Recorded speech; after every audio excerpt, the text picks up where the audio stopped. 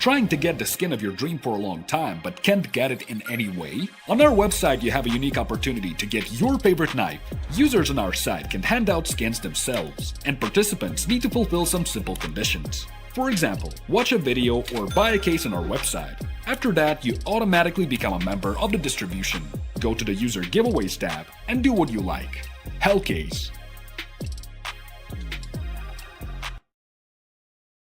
Do you have any unnecessary skins or want to sell them? Try SkinPlace. Visit the website, select the skins you want to use. Easily fill your Steam trade link. Make sure we offer good prices and choose a payment method. Hit the button and boom! Instant cash. Safety. Low commissions. Instant payouts. SkinPlace. SkinPlace launching an event with a total prize pool of $10,000 in honor of our first anniversary. Just sell skins, claim daily bonuses, complete missions, visit the shop, and participate in the main giveaway with popular skins and a powerful PC. Follow our social media to not miss.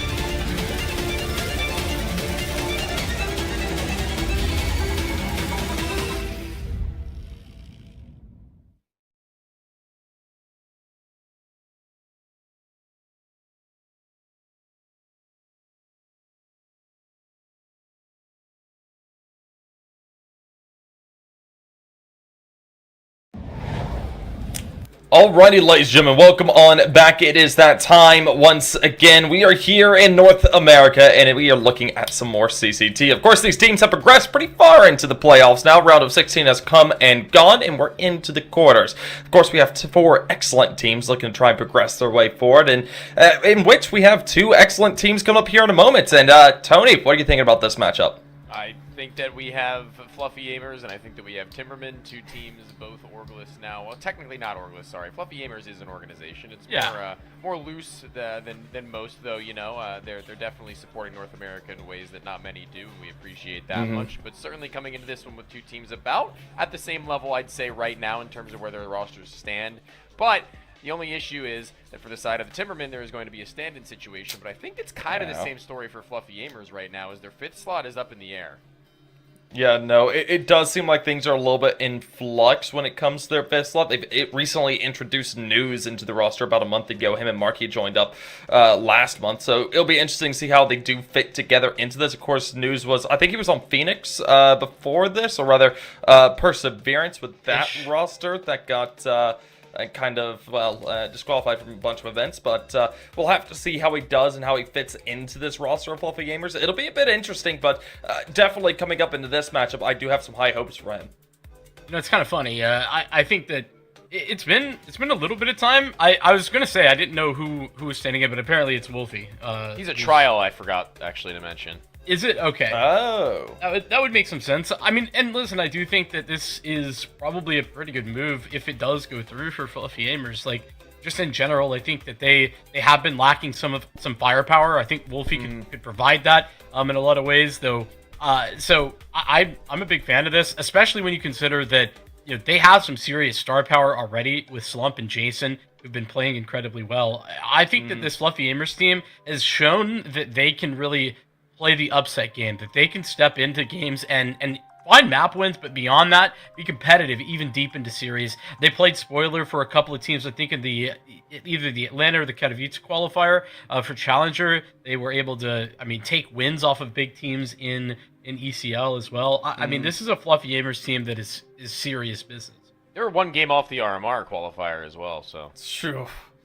That's a bit of a shame to hear. Of course, we've seen Fluffy playing really well over the past couple of weeks, like you're saying. They've had excellent matches up against teams like Revenge Nation, Lag. They were able to beat out Legacy there in a 2-0 fashion as well about 2 weeks ago there for the Revival series. So definitely when it comes down to it, these guys are looking to try and make deep runs into these events, and this is an event that they're certainly looking to be able to. We've had a bunch of upsets over the past couple of days when it comes down to it, so now it wouldn't be a time to be too surprised to see Fluffy AIMERS go ahead and progress on into the semis. We could definitely see them do it in quite a swell way at that. Of course, their opponents are the Timermen. We haven't really talked about this roster all too much. Of course, they were under the Elevate banner as of late. So that was their most recent organization. Of course, they did get dropped there, and we've seen a bit of a mix-up of the roster when it comes down to it. It's not that full 5 core that was on the Elevate roster. It's just Shane, Darren, Snaff remaining.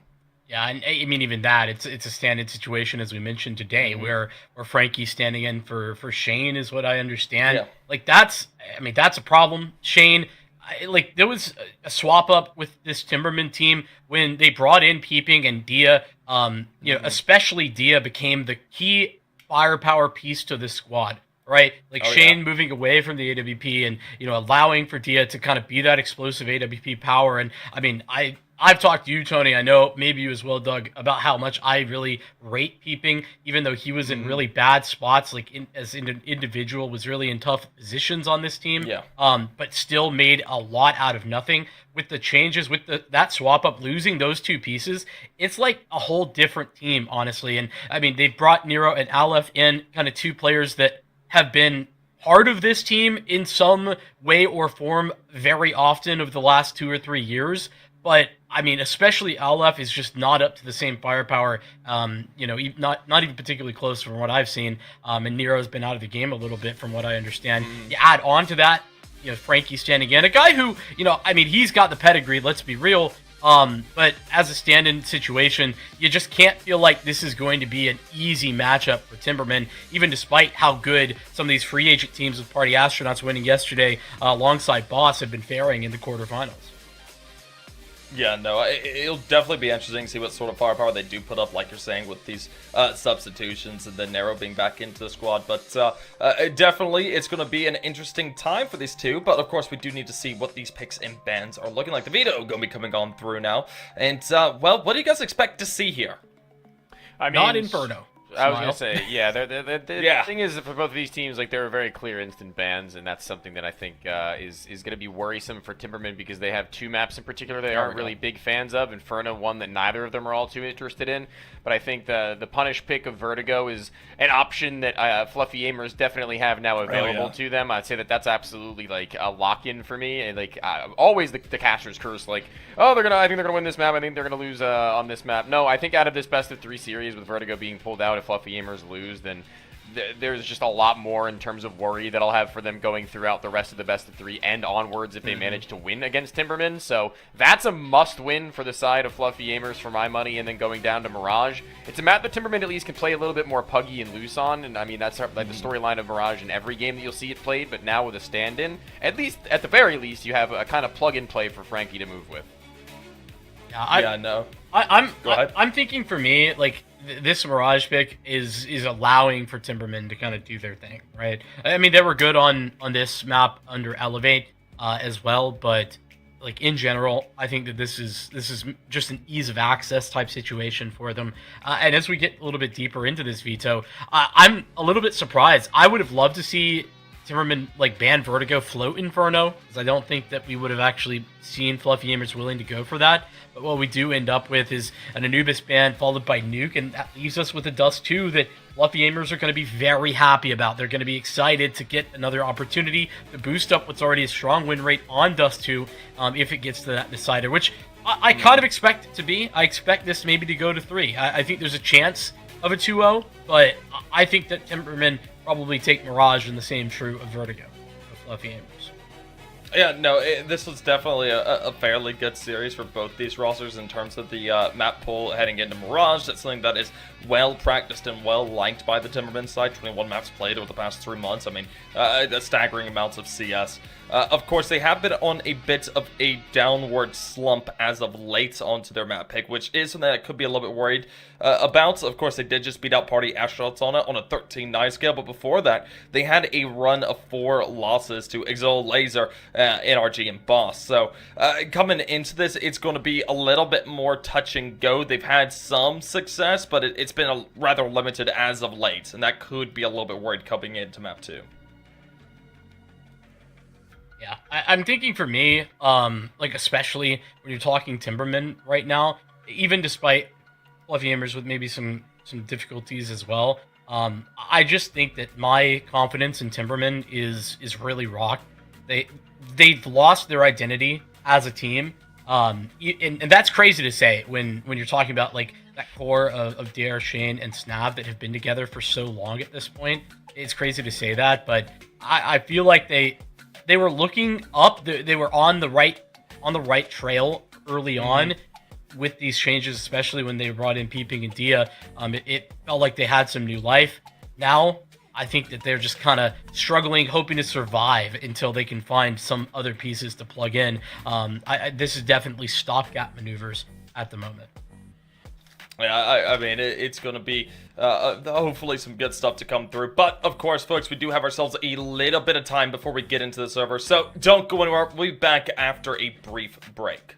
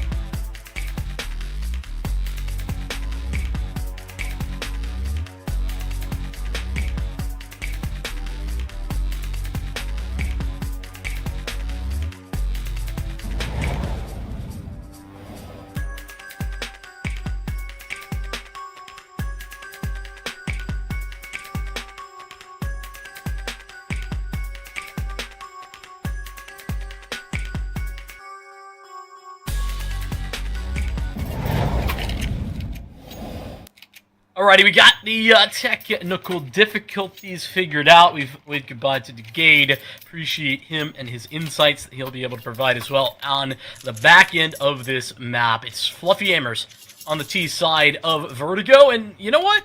An interesting map. We haven't seen a lot of Vertigo here lately, have we, Tony? I've actually been getting a good bit of it in the different series that I've been casting, to be honest with you. But, you know, I'm not really complaining because I like to see how the new map and meta is shifting over time, and, you know, it's really not developed all that much, but even still, it's always good to see how they take it. As Frankie actually being noted actually as a B bomb site anchor, so it seemed a minute ago. They're hightailing it up towards the A site with some speed, and then immediately backwards, audibly known to be running it back towards B. They've got no more utility, though, is the thing for me, Vincent, so it's just going to be holding the line from Timberman as required, and a left to find the first decision as Frankie's pinked up and dished out. It's the kills that are going to be found between them. Snab able to hold this back line. His teammate kept safe for long enough, but not much longer before the C4 can be planted. This is a little bit of a dicey post-plant position, both towards Generator. Brett can overwhelm, trying to push the issue, and with Snab on low HP, Brett gets a forward position. It's a triple kill. The leader of Fluffy AIMERS, and I think that you've seen some really incredible victories from Fluffy Aimers recently, and I don't think those are unfounded. I don't think those are randoms. No, I completely agree. I casted Timerman in their last match with Exner, and we were talking about the peeping difference that's been missing. And a map that we aren't going to be seeing in this best of 3, and one that peeping is definitely going to be one of the difference makers on that they don't have any longer, is Ancient. Yep. That cave position, he was just ever so impactful, making high-risk, high-reward decisions, but never ones that were unfounded, right? Like, they always had reason and purpose, and they always gave them such solid impact. And from Snab, who's now assuming that position, it's nowhere to tell how it's affected them on all these other maps, and I guess we'll see in due time. Because already they've gotten 2 kills and 2 guns that they can soon retrieve with now Slump in the red. They might even have a third, an AK. That could be really good real estate for them to ground at the bottom side if they do get it, but they haven't quite gotten all the weapons. One, a rifle, but Wolfie up through mid and through the side halls. Got them by surprise. Yeah, it's a nice recovery. Fluffy Aimers starting to look a little bit scared right there, considering the losses, the individuals they had been removed from that round, and the bomb particularly dropped in a very precarious location up in Square where Timerman had control of it. And Timerman going to be so happy about what they could pull out of that round. When you're talking investment, cash put in for money taken away, it's huge. USPs for the most part, and Fluffy Aimers have 3 rebuys. That's a lot. And listen, I was actually a massive fan of the Markey move to join this team. He was here for just about a month. He was their highest rated player as a rifler by far. But, you know, I mean, More so than Jason. Clearly, yes. Clearly things work out in mysterious ways. Maybe the team not quite feeling the composition, maybe communication issues here and there. That's what I was going to say. Hasn't it often been communication difficulties with Markey? Yeah. Ever like an on-the-server thing? Or, well, I guess that is technically on the server, but you know what I mean. Yeah. Never a performance-related thing. Yeah, he was running, I mean, again, like, stats only say so much, but when we're on broadcast, I'm not going to go into the intricacies of his stats. It was a 1.21 rating in entry rolls on HLTV, the highest that they had, above Jason by 0.06. Always taking opening duels. Not really needing to communicate a whole lot, but when communication is gapped and missing in a role like that, it gets difficult, right? Like, there's nothing really you can do to rectify that if it just simply isn't clicking. Won't be able to take a lot of these aggressive duels in the same way. Has a decent level of experience, not as much as Markey perhaps, but even still. A player that you can trust in the role, and maybe in this team, this trial is looking out to be much better because he was stomping in the games that we've already seen him with him. So, thus far, it's been so far so good. Yeah, I mean, honestly, it's cool to see Wolfie finding a space, you know, even if it's a potential one. It's better than the last team he was playing for in terms of a comp.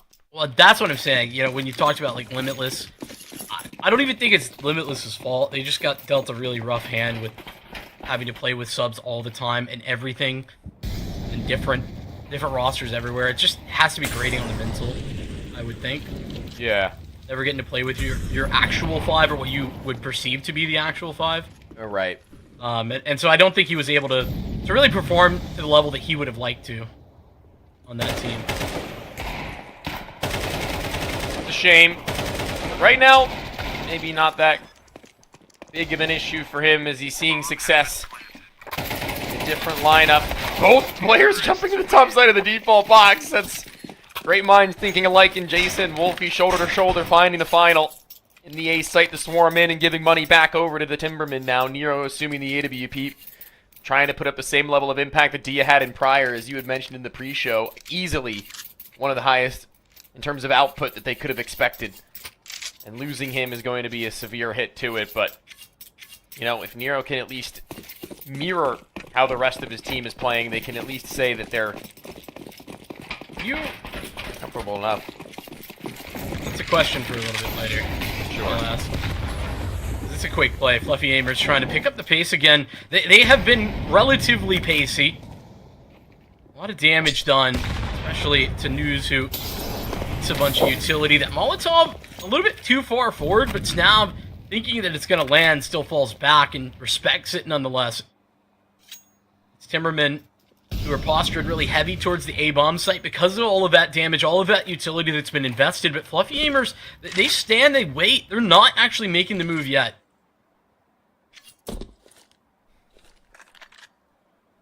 Smoke for New Ellie. Players, one with an SMG ready to fly up and in. Wolfie having carried that through for a majority of these rounds thus far, dying only twice. News, not even a single time. Nero, not denied vision, though, is going to be able to take a freebie. That one offered up to him with very little issue, and the adjustment on a Jason just as clean. There's more on the way, though, and will he go in for it as he's once again been given room, being given space. It's a close-up slump that, or excuse me, Wolfie that he wasn't quite prepared for. And Slump finds one of his own and through the smoke. Red somehow manages to navigate through the fine Snav before anything has gone down. The bomb, sure, 3 players in the red, but Frankie too far away from it to where he'll feel comfortable going in towards it. Nero should have done enough by that point. It felt like he had, but everything else crumbling around him. I would agree in the should have done enough category, but not enough, I guess. Feels bad. Yeah, do more. Yeah, like what I was going to ask you, by the way, is do you know if I was making the assumption that Shane would have picked back up the op. See, you said that in the pre-show, and I don't know if you're confusing it, but Dare was their opper before. Am I crazy? My bad. Yeah. Just maybe a little bit crazy, but it's okay. We all are. That's okay. My fault. Either way, I mean, point still stands. Do you know if he's been picking it back up, or like ever since the change? It's pretty much the same as it was with Dia, to be honest, where sometimes Dare gets it anyway. Like, it just happens. Right. Like, there were instances where Dia just wouldn't have the AWP and Dare would. Maybe a spawn-based thing, maybe a map-based thing, maybe a feeling-based thing. But I've seen Dare pick it up here and there as well, whether it be off the body of Nero or sometimes in the same instances that it would be with Dia, to where obviously you would give Dia the AWP if given the opportunity, but Dare no slouch. Obviously, if Nero's going to be more effective with the AWP than he would with a rifle, then I'd go for that. But if Dare's got a motive to grab it instead, then 100% lob it over. 2 Molotovs. Same spot. With chip damage as well. This utility trade over in mid is maybe an interesting one. There is a lot of resistance posted in that location, but Fluffy AIMERS, for the most part, falling back away from that, looking more towards their A attack before moving forward through mid. Really, Brett there. It's been so effective. This way that Fluffy AIMERS have been able to push and pull the Timerman rotations is super nice to see. Yeah, and with only pistols in this one, it's going to be so easy for them to just clean house if they're not ready for the forward positioning as they aren't, and Jason finding both Frankie and a left phasing through a smoke. Nothing for them really to do from that point forward, and patient play from Fluffy AIMERS, not really feeling any pressure or looking nervous. Instead, they look like they're taking each of these duels with full confidence, Vincent, and I don't blame them. It's going to be able to get up into these players' faces in which they're going to do their best stuff, and Jason not even hit the ground. The flying Jason, the newest act of Vertigo. I am convinced that Valve added the whole, like, the whole feather thing there just to tilt you. Just to piss me off. Yeah, like, there's no reason to do that other than it's just tilting. Me and my teammate who you were talking to earlier today, we were playing in a retake server, and I was like, oh, great, I just died to a flying Tommy. And then, literally the next round, he jumped across my screen with an AK and did it actually for real that time, and we just started losing it. And I noticed that it's just like a reason for me to complain now more than I'm like, he was like in the air, and like you never knew before, well now you do. Yeah, he's for sure in the air that time. Now I know. Oh, that's ridiculous. Olive swings behind where the HE had popped and had some coverage there for a moment. Still doesn't matter. The fight lost as Jason, speaking of, loses out towards the A-bomb site, but it's not A site that's under fire. Smoke goes up, and hold on a second. Snap tracks Brett through it. I'm just going to get there over towards B. But this is not a done deal. Not a guarantee. Bomb has been planted. It's going to be doable retake, but timer is going to be on. They've only got the one kid, needing to make sure that they know where Dares resides if he is to fall.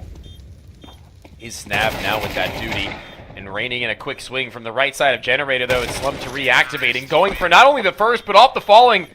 He'll catch Dare in transition, catch them another round, and the offer, given an AK in hand, is able to get it done, and he'll get his upgrade as a reward for his efforts. And 7-0, this is, again, very rarely will I find myself being like 100% guaranteeing a team will win the map, but I had literally zero doubts going into this that Fluffy AIMERS would drop it, so this is already a great start for that. It just feels like such a perfect veto with Timberman's map pull difficulties. You know, and when you also have the overlap of Inferno, that's why I was saying I would have not been surprised to see Timberman just try and let Inferno through. That said, oh, no. This is a little bit of a oopsie type of round. Jason hoping to return things to normalcy, but the double kill.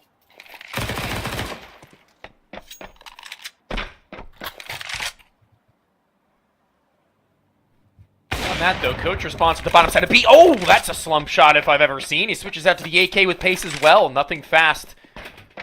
Oh, and he Towards saw the him. A site, but on the acceleration, it's slumping once a little bit more, and beyond the default, it's mid that's been left open for Jason, who had lurked by, and following his double kill, he just sits there for another 10 to 15 seconds or so, enforcing the hand of the final member. Claims the life of the last, as he might have expected him to have already gone wider. Not the case, not to be 8-0 and money in for rifles in and op. But maybe a timeout from Timerman soon? Maybe? I mean... Something? Yeah, I don't know. It's hard to even know what to talk about. It feels like Fluffy AIMERS just kind of have them wrapped around their fingers. They know... Yeah. Like they know exactly what's going on. All of the reactions that Timberman are doing, Fluffy AIMERS know what's going to happen before it does. It's a little bit scary right now how efficient Fluffy AIMERS are being. This is a pretty terrifying location. That nade would have broken open the smoke. Could have been the way through, especially as Dare on the other side of it. But Slump seems to have an idea that this is possible. Quick switch at the wrong time. Snap trades out, and so it's even. Swings out over topside once again in order to get that little bit back. Low on HP, but doesn't ward off. Instead,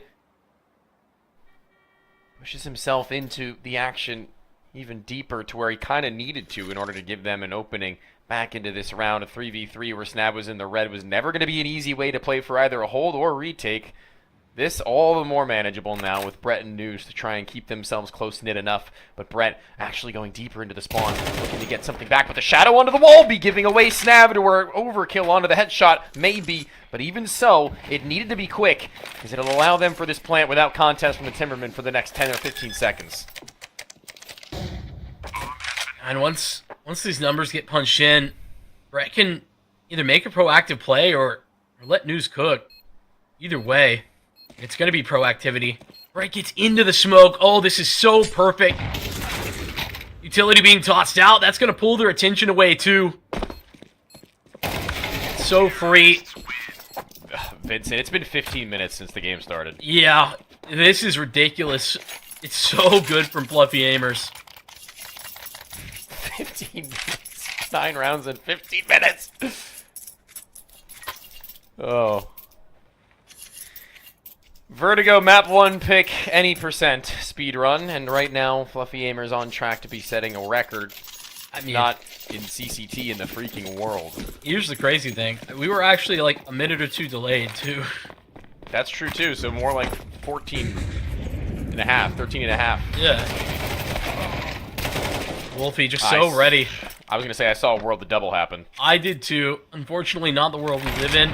Timberman going to be thanking their lucky stars that is the case, that we don't live there.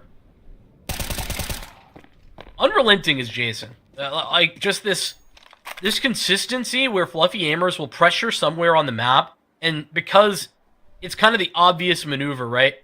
Where Timberman their rotates on the CT side are just a little bit telegraphed. Fluffy AIMERS just fill in the spots that they've just left so effectively. Then you get unlucky sometimes. There, Brett, on the Dare. Nothing really that Dare can do. Yeah. Smoke was so awkward between him and the sandbag to where once he peeks his head up, it's a player right in front of him and spots him out before he even gains his own vision, Dare, at that point in time. So maybe just hope to get a stray headshot and reactionary flick, not to meet the money, double digits gain. Fluffy AIMERS, what an absolute dominant run we're seeing in the beginning of this. This is a semifinal, right? I was about to say semifinal. It's quarterfinal. We're in quarters and it's like this? That's crazy. This was, well, I mean, to be fair, stand-in situation, sure, but what I was hoping to be one of the closer ones. Yeah, I mean, we had 2 really close ones yesterday, to be fair, all 3 maps, both times around. With Party Astronauts winning over Nouns, a huge upset. Nouns was in position to 3 times in a row be in the finals. They take second place both times previously. They don't even get a chance to try and make the finals this time. Oh. Okay. Right on a heater as well, 13-5. Classic. So easy for him there as well, where Nero had no idea. Thought he was hugging the wall at that point. How could he have thought any different when he still sees nothing in front of him? It's eventually he'll be spoiled, and Brett's just got to tuck to the wall, but Frankie's getting active, Frankie's getting wild, he's got an AK out on the floor, doesn't upgrade, but Dare on the same position. Now made known was the last, and the coach subbing into the player spot, now needing to do a whole hell of a lot more than just his one. He gets his upgrade, and he gets Snab over to CT Spawn, who's again dealt out damage, and over at Long, there's another, but the flank is the insurance policy from News, and it seems that Snab may know, but in terms of being able to do something about it, he's got to make a maneuver sooner rather than later, but it's Slump who's insane for going that close in. Now, a read on the News. I thought he might have actually had that kill, but nothing to be. It's close. It's so many maneuvers that could have panned out for either team or crumbled the round from that point forward, but nevertheless, it's continuance in the pattern for the Fluffy Gamers to find 11. Yeah, I mean, Snab, I think recognizing what I was just talking about, how consistently Fluffy Gamers fill in the locations when they pressure somewhere where Timerman then try to come in to add additional bodies to the defense of that area. It's the opposite location that has just been left that Fluffy Gamers then fill in the gaps.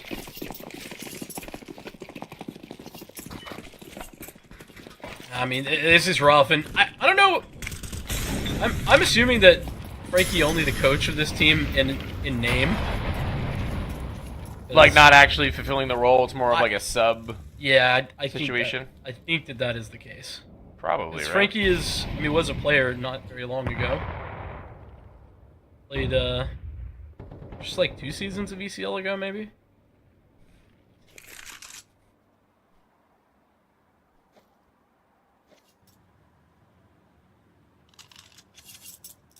Beats me. I'm just a boy.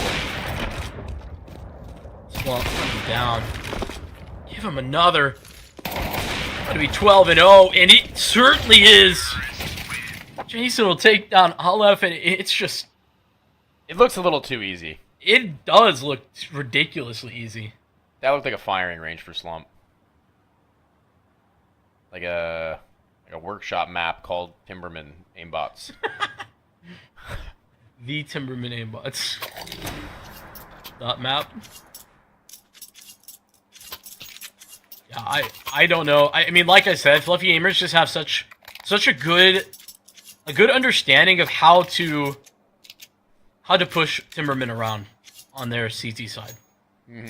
Like, plus add on to that, Fluffy Gamers, everybody's winning their fights. Like, Slump is 15-5, Brett is 15-7, Jason's 14-7. You know what I mean? Like, there's just nothing to, no conversation to even start when everybody's is firing on all cylinders like this. And on top of that, Fluffy Gamers just had everyone where they wanted them.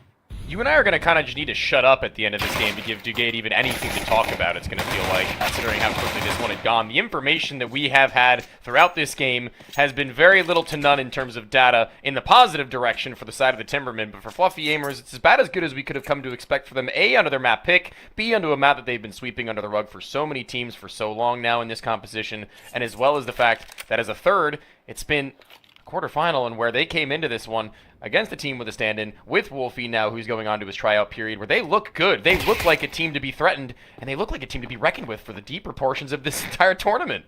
I mean, they really do. I can't believe how incredible this has been. Nero 1v3 is the attempt here. Well, at least get started, but there's a second guy very close by, and Jason's gonna pump the brakes on that 1v3 attempt. In fact, the car has stopped. It's stalled. There's no way to move forward. Yeah, 13-0. 13-0 in the quarterfinal. 21 minutes, map 1. And we're going into map number 2, Mirage, in just a little bit with Dugay to break that one down and give you guys maybe a little bit more insight than we were able to. Maybe we'll see what he's got to offer you. I don't know. I don't know. That's over very quickly. That's a lot quicker of a map than we were anticipating coming into Vertigo, because we knew things were going to be rough around the edges for Timerman. It's a map that they don't play for a reason, it seems. Because, oh dear God, I don't know where they were. They just kind of weren't in the server to a degree.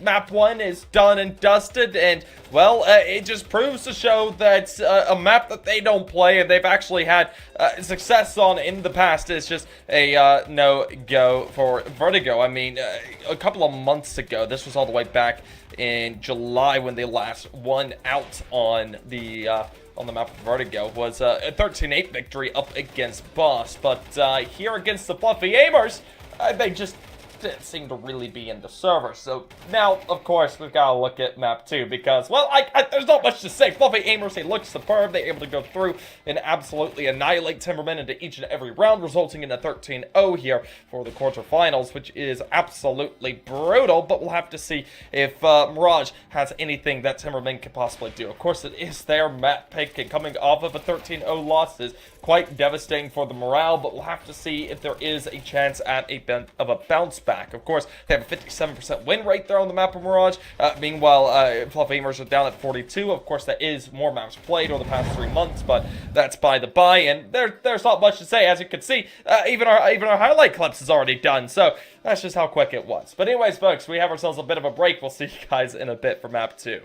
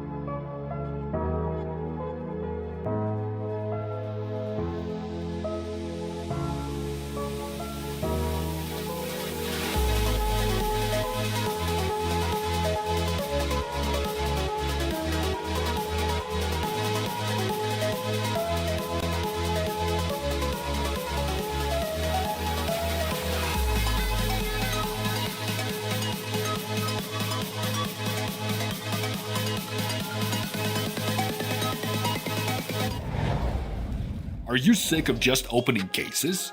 Join the events!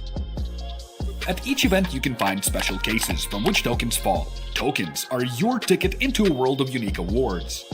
For tokens, you can buy a skin, premium, or special balance. Try your luck in the skin generator. Also, you can leave your tokens at the token vault, and the more tokens you keep, the better skin you'll get. Add variety to opening cases with Hellcase. Do you have any unnecessary skins or want to sell them? Try Skin Place. Visit the website, select the skins you want to use. Easily fill your Steam trade link. Make sure we offer good prices and choose a payment method. Hit the button and boom! Instant cash. Safety. Low commissions. Instant payouts. Skin Place. Skin Place launching an event with a total prize pool of $10,000 in honor of our first anniversary. Just sell skins, claim daily bonuses, complete missions, visit the shop, and participate in the main giveaway with popular skins and a powerful PC. Follow our social media to not miss.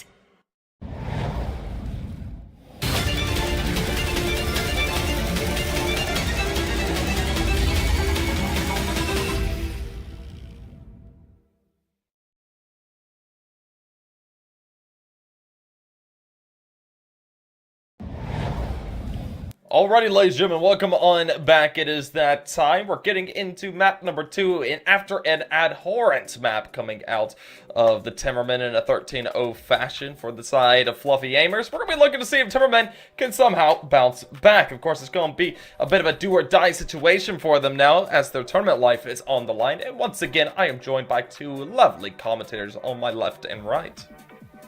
Yeah, this is not a good look right now for Timberman.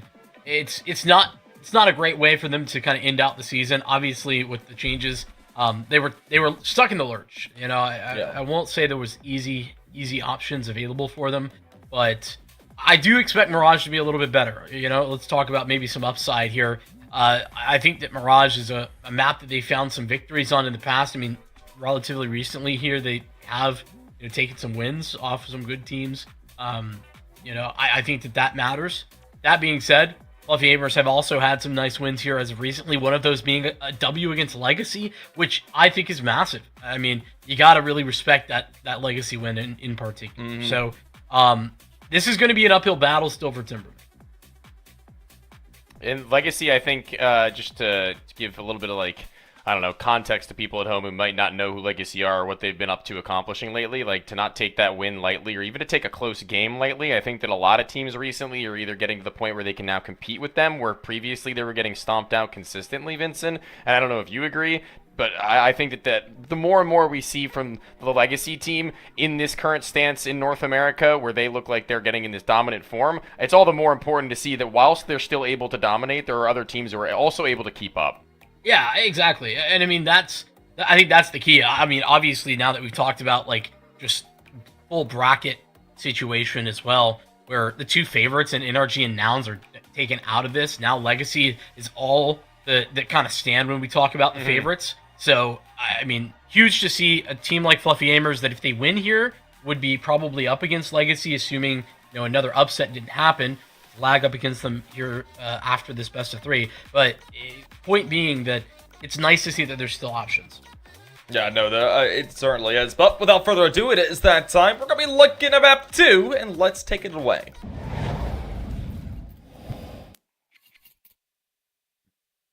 Let's get it. Okay.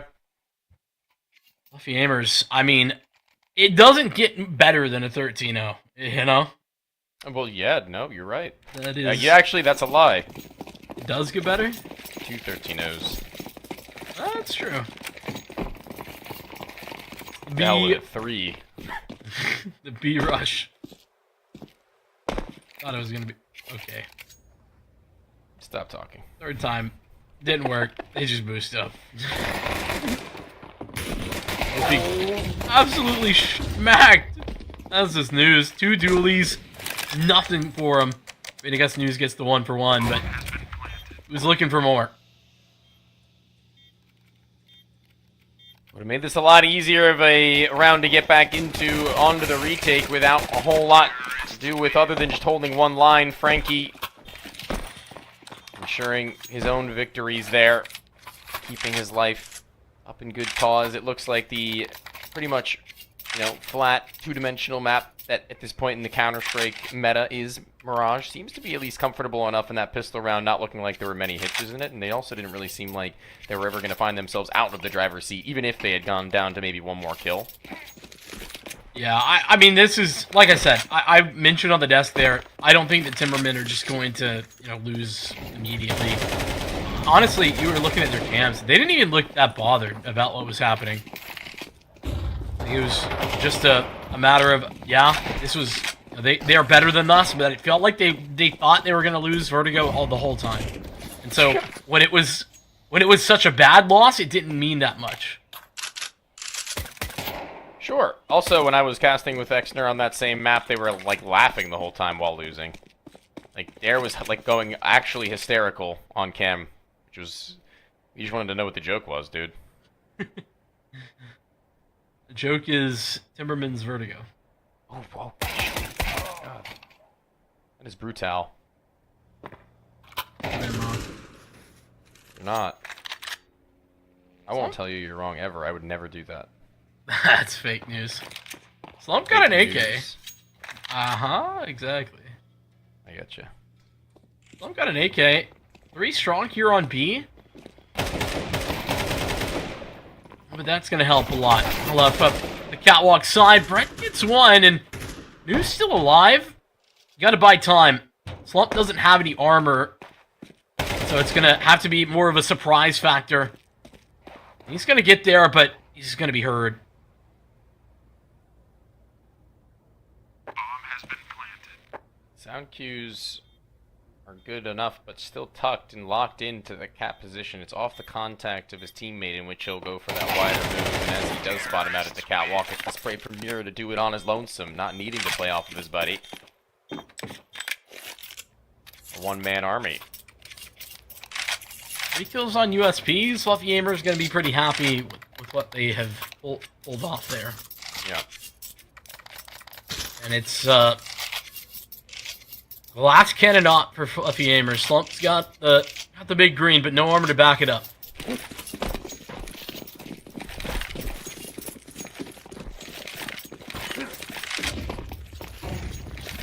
We do like armor. Really? Yeah, I like armor. It does protect you. It's pretty much its only purpose. It's not doing that, then I don't know what we're doing.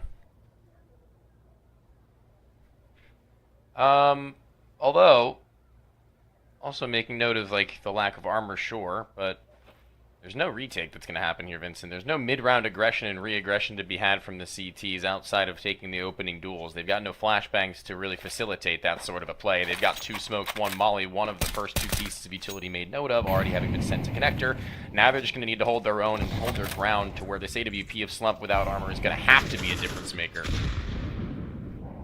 I mean, it was initially posted towards middle, but with the window smoke through, he's moved back over towards the A-bomb site.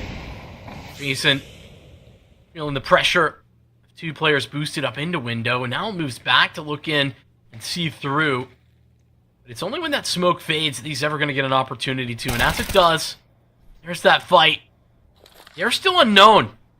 Jason doesn't seem all too aware, so 1-for-1 trade going to be successful. News, who had made his position known here on catwalk before, goes down after just the singular. The airplay's cut off. There's that AWP now dropped. And the B-bomb site open wide. As Fluffy AIMERS will be removed from the round.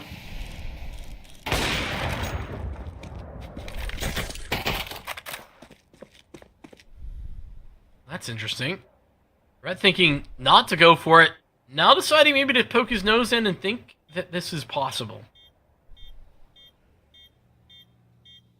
Maybe a little bit of delusion. Maybe better yet for him to maybe not do that, but I mean, he has a kit to where a ninja is not out of the realm of possibility, but he's been heard sprinting back in towards the site. No, he hasn't. He taps it. He doesn't go for the full stick, though, where he actually might have had it, Vincent, if he had gone for it and tucked his head into the wall. But I guess Nero and Aleph both going down shows their boneheadedness in that moment, and he gets what he wanted. I mean, yeah, I don't even know if you could call it boneheadedness, to be honest. I mean, do they need both of them going back? I mean, probably, they need the farthest guy away with the AWP to go I guess that's fair. I guess that's fair. The second guy, I was gonna say, you know, if you were convinced that he might have had it, you know, they could be pretty well convinced as well. Yeah. But ooh, late decisions here for Fluffy AIMERS to go full investment instead of just the one rifle carried over. They're gonna get 3 total rifles, that is, in this round, including the AWP, but it's towards B for Timerman. This is really interesting. Timerman, I mean, very default heavy usually on this map, but they've yet to really call something like that. They're just worried about the one direction, one maneuver. Hey, it's working pretty darn well. Slump misses the shot. Not that one, though. A lot of damage. He still didn't get armor. He full invested in this round, and he still didn't get armor. What did he buy? Teammate gun, maybe? Oh, yeah, that's probably that what gun it was dropped over to him. Yeah, that must have been it. Not over. Oh, it should be. Yell at Slump.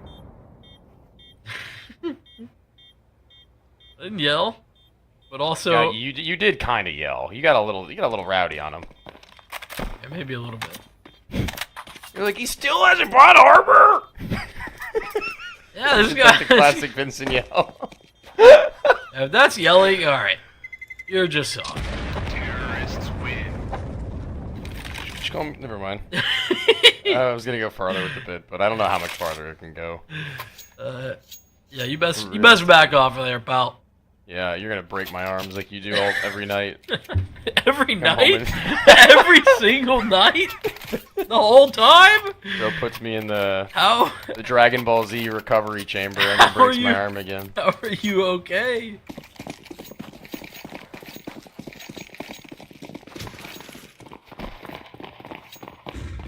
Hey, what? Fluffy AIMERS have had a whole lot. 2 people jump through the window, don't break it, and then Slump's like, I don't want to deal with this crap. Slowing me down, guys. Slump knows what Slump gets what Slump wants. Baby.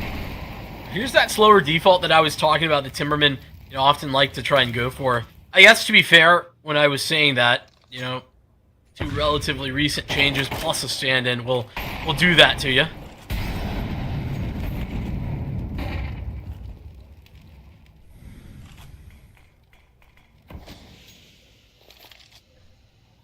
News, though, taking up nice little spot in ladder room, might be able to play for these 2 different positions late and unbeknownst to them as the boost in towards the smoke that will soon, which Fade and Snappy to be prepared. If he's not, might mean for reawakening and a really nice Fluffy AIMERS way back into it, as he's actually elevated himself onto the wood. He's got Dare down below, 2 players up and in. That's even better, so as both of them are going to be able to find a kill. They find the blows on either end, and it's so nice for them, but Jason stands in con to deny any further beyond damage, and already having located yet another. It's going to have to be Frankie in this A site to keep them clean and clear, and he will do so. Yeah, Slump now alone, 1v3. Smoke up in his face is going to make this an impossible retake. Particularly when you have Aleph still playing hard to get. Dropping down is the worst timing for Slump. Aleph will handle that very nicely. It's a very different Timerman look. They dropped the first map, 0-13. Now they're up by 5, yet to drop a round on map 2. We're getting a little bit crazy now. This is... I don't know if this is what you're referring to, but I think this is crazy. Fluffy AIMERS, their, like, level of constant investment here is insane. Yeah, I mean... Yeah, I don't really know. Like, Slump is good, but he's buying like he's simple. Okay, well, I mean, come on, he's kind of Okay. pretty good. Yeah, I take a play like Slump course before I take a play like Simple course. Yeah, but you would never take a play like Simple course, because you already think you're simple. I think Simple is much better than me. How dare you even suggest that I would think otherwise. Brett, you can get a little bit more. Not the case, and this is why Slump invests the op so often. Fortunately, just a 1-for-1. Such a committed angle where, you know, spam even without armor there is going to be difficult to deal with. Jason drops down. This is great timing. That coordination between Wolfie and Jason dropping into sandwich and swinging through on the bench is actually so perfect. Investment seemingly well made. Enough to make us believers, perhaps, following our initial You can't do that. bit of skepticism. I mean, you can. It can't be. It can't just be results-oriented thinking. I think it can be. All right. It's not like they made a bad decision in-game. They made good decisions with their buy. The whole point was that they knew that it was going to be hard. Nobody ever said it was going to be easy, Vincent. Nobody takes the easy way out like you do. I do indeed like the easy way. Because I'm reasonable. Real. Timberman. This kind of goes to show, and I mean, a little bit more of a conversation about those investments, about how close these rounds have been. Timberman, we'll invest this round. I mean, they're almost out of utility. I mean, they have the smokes to go for an execute, but you know, it's not perfect. Okay, all right. Run boost down mid with a deagle. Bad. A little bit. I'm not. I'm just a little bit angry. Classic Olaf Meister line. Or was it Taco? I don't remember, actually. I think it was Olaf Meister being spoken to by Taco. But either way, history lessons aside, we've got a 2 versus 4 right now where information is not really readily available to the Fluffy Aimers to be able to play for, but cut off from even the rotation back and through spawn, all angles being held in hand by, remember, Wolfie now just trying to get away from being able to be run down by the rest of the team. Now can't do anything about the bottom mid walk-up and needing to find answers as they're going to need to communicate maybe something. A timeout and time would probably be the best case, I think, this far in, as they're already having now tied out at the half. They're going to need a couple more rounds to be able to say that on the map pick of their opponent, switching to the T side, that they've got that same level, because honestly, it was their T side on Vertigo that looked better than their very, very short defensive. All things considered, their 1-round defensive, but it looked so very good nonetheless, to the point where now we've got to start questioning. Yeah, I mean, this is a constant situation now for Timbermen where, you know, they can pull it back. They can take any situation where they're at disadvantage, and I think just have the individuals to pull it off. The boost into Nero's crosshairs. Up on the search, and the adjustment made. So they lose space over at B. They take it, claimed over on A, but middle. But it was still a fight for control. Lost there by Jason means that Fluffy Aimers are going to have to concede ground for the most part. Wolfie, sole defender, left on B against the onslaught of T's.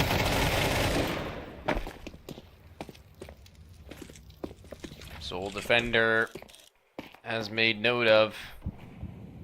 But Brett and Slump both now being forced to get a little bit wide on their peaks. It's one who's been forced into Slump, and Brett was just hoping that there would be a late piece to this Timberman squad that has been so consistent in rounds prior, just lurking out towards middle or T-spawn. And I mean, he wouldn't be wrong, because it's Derek again who's backing towards that direction, but in the underpass gives up the AK-47. But a consolation to what is now a runaway train, needing to be caught up to. Precious cargo aboard with the AWP for Nero. Might be able to be fragged if they exit in his direction, Brett, but they're cautious and careful enough to not give over any more than they already have. And this is going to be the 7th round. This is going to be Fluffy Aimers with one more buy-in, but it's going to have to be the best that they've got. In recent history, like we've mentioned before, they've been forcing up round after round with 1 round of success. You're right, it's not results-oriented. You want to find yourself finding these investments and hoping that they work. But now with everything in your arsenal to be able to say that we have to make this round work by methods of our own device, not some gimmick or some lucky positioning or a mistimed flash from their opponents or whatever the case may be. Yeah, I mean, I think that the goal here for Fluffy Aimers has been to have something to put impact into every round, no matter what.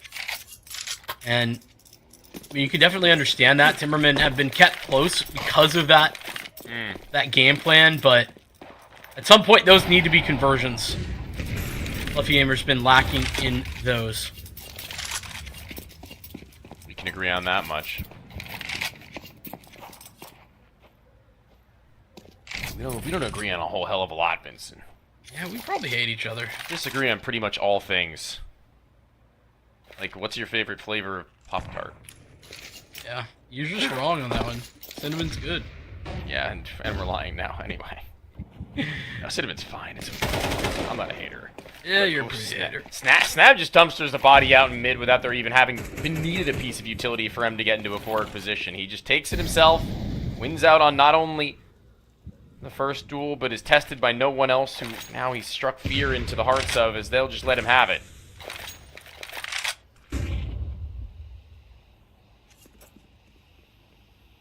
This A-hit's going to be so effective now.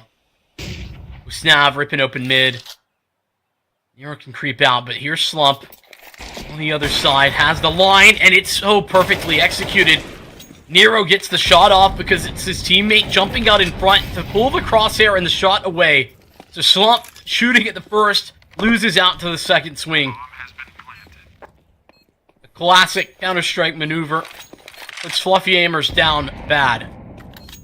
The one is going to be the score line. As Jason and Wolfie try and save what guns they have. I think it's kind of crazy how far down onto their backs they are right now, Fluffy Aimers. This is not only less than ideal, but less than what we had come to expect. I mean, when you put on such a performance as that, a 13-0, I don't think I've ever seen... Well, I mean, obviously it can't happen anymore, but I don't think I've ever seen 13-0s traded on each other's map picks, but... Unfortunately, I have, but... Damn near close enough to it, have you? I actually... Do you remember it? Okay, to be fair, it wasn't Counter-Strike. Oh, was it Val? Yeah, it was Valor. Or was it collegiate, or was it good teams? It was not good teams. Good clarification. But I have seen it happen. In a best of 5. Jeez. Yeah. Well, I mean, I guess probably pretty good for you. Yeah. That's fair. Wrap it up, boys. We're going home.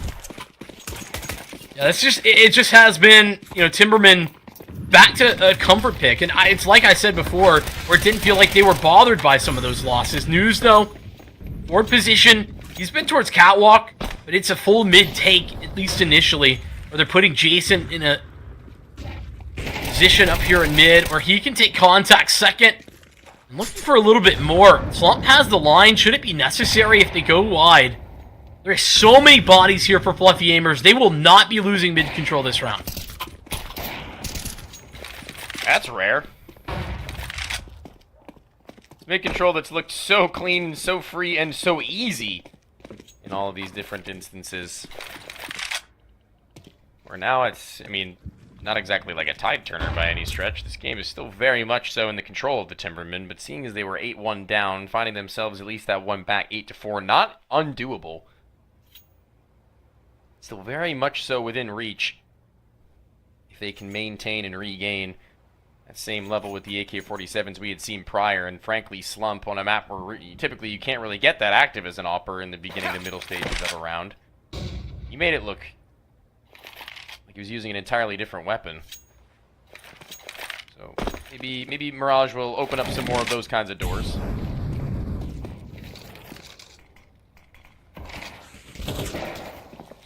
V5 is the test that they're currently working towards, but Jason, maybe through the jungle smoke, he gets them all! Actually, News steals one away, but... That was hot. Might as well have been all of them.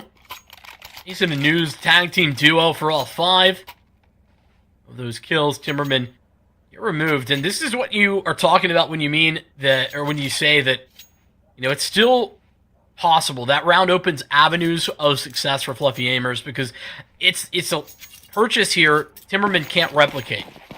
They bought in this round, but if they lose another one, the last round of the half is going to be, pistols, armor, a little bit more than that, but it wouldn't be great.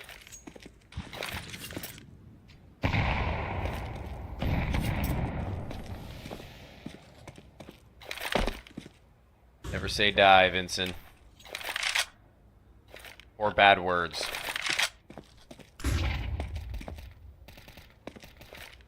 That is not the flash that he was looking for. No, not quite. Snav getting a little bit of a freebie under the player on the bottom side of mid as he's able to just slip out, and hearing all the sound cues to confirm he was a little bit unaware how close he could possibly be. That the rest of his team can activate as they so please, whereas mid control didn't quite go as well for them last time. Brett with some serious grit to it is going to be able to swing back and forth, left, right, and center the final at Catwalk. To have his head removed. I'm strong. To give his team a real world of opportunity to find, but look at this, back turned at Khan. There's a walk out the A site that's gone unnoticed, but will they even spot each other? He's gone by him, he's bypassed Khan. He's going to be able to shoot Wolfie in the side of the head. Yeah. Wait, no. He's got out the window. Yeah, Wolfie dropped window, but again, What are we Dare. doing? There's just no way they're ever going to be expecting. Alright. Somehow, some way, that gets close. Dare pulls it back. A game of timings. Holy moly. A round of timings. Almost win Fluffy Aimers the round, then it loses Fluffy Aimers the round. Holy moly. It's one of the crazier positions to go back and forth between them. One of the craziest back and forths in general I think I've seen. What could have been a nightmare scenario for either, as Dare thought he had the play, in which he very much so did. This is Jason on the AWP right now. I think maybe they had a pair of them at some point in time, but it won't be really all that effective coming from the primary user. I mean, Slump didn't even get a chance to shoot. Got airstriked. Bottom con. Double nade. Boom! Coming back in. Brett's been playing a great series individually. He almost won Fluffy Aimers that last round. 3 somehow wasn't enough, so that 2v2 goes awry. But a third round, a requirement, I think, for Fluffy Aimers to have some wiggle room on the T side that's coming up.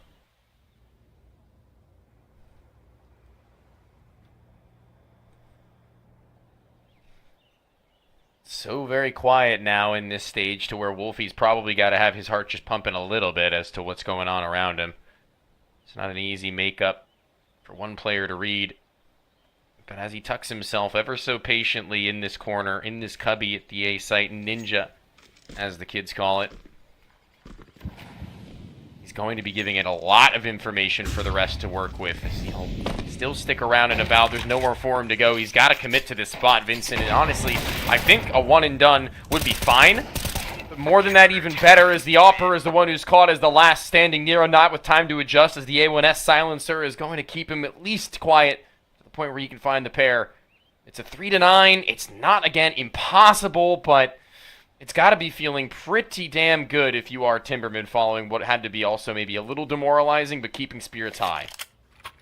Yeah, I mean, I just feel like they don't come into this map like they're demoralized at all. No. Which is crazy. I mean, it shouldn't work that way, but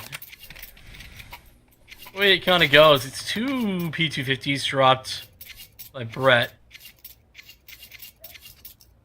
Get a couple of raid bosses going. Slump and Jason. It's going to be a hit after some mid contact.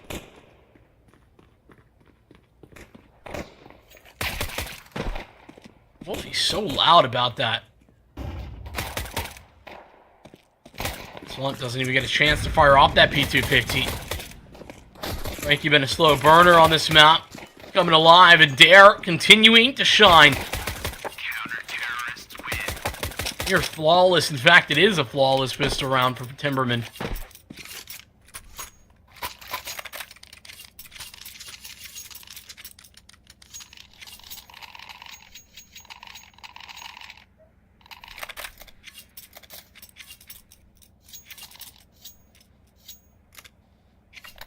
Not something I can say I was entirely expecting is that we're going to be going to a third map more likely than not.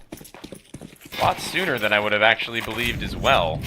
This series in general has been going by so very quickly, but not in the favor of one team in particular, which is a rarity and even a blessing as to what map number 3 may be able to provide for us. As we were talking about that, Dust 2 is where before everything had actually gone down, you believed to be the finisher that we were going to be meeting ahead anyways. You expected us to go 3 maps. And I'm kind of excited that that is the map in which we're going to finish it all out on. I want to see how these game styles are going to meet on a map of Dust 2, which obviously strategically has been figured out in a similar sense to how Mirage has, but with a little bit more nuance and verticality perhaps like a Vertigo would. Not necessarily a middle ground by any stretch, but certainly somewhere where both of these teams can show their best stuff.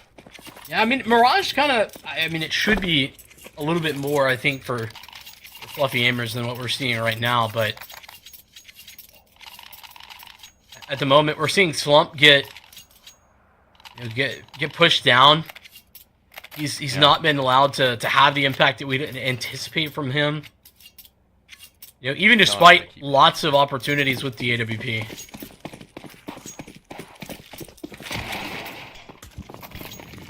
Timerman are telling him to pipe down right now. Showing him the door.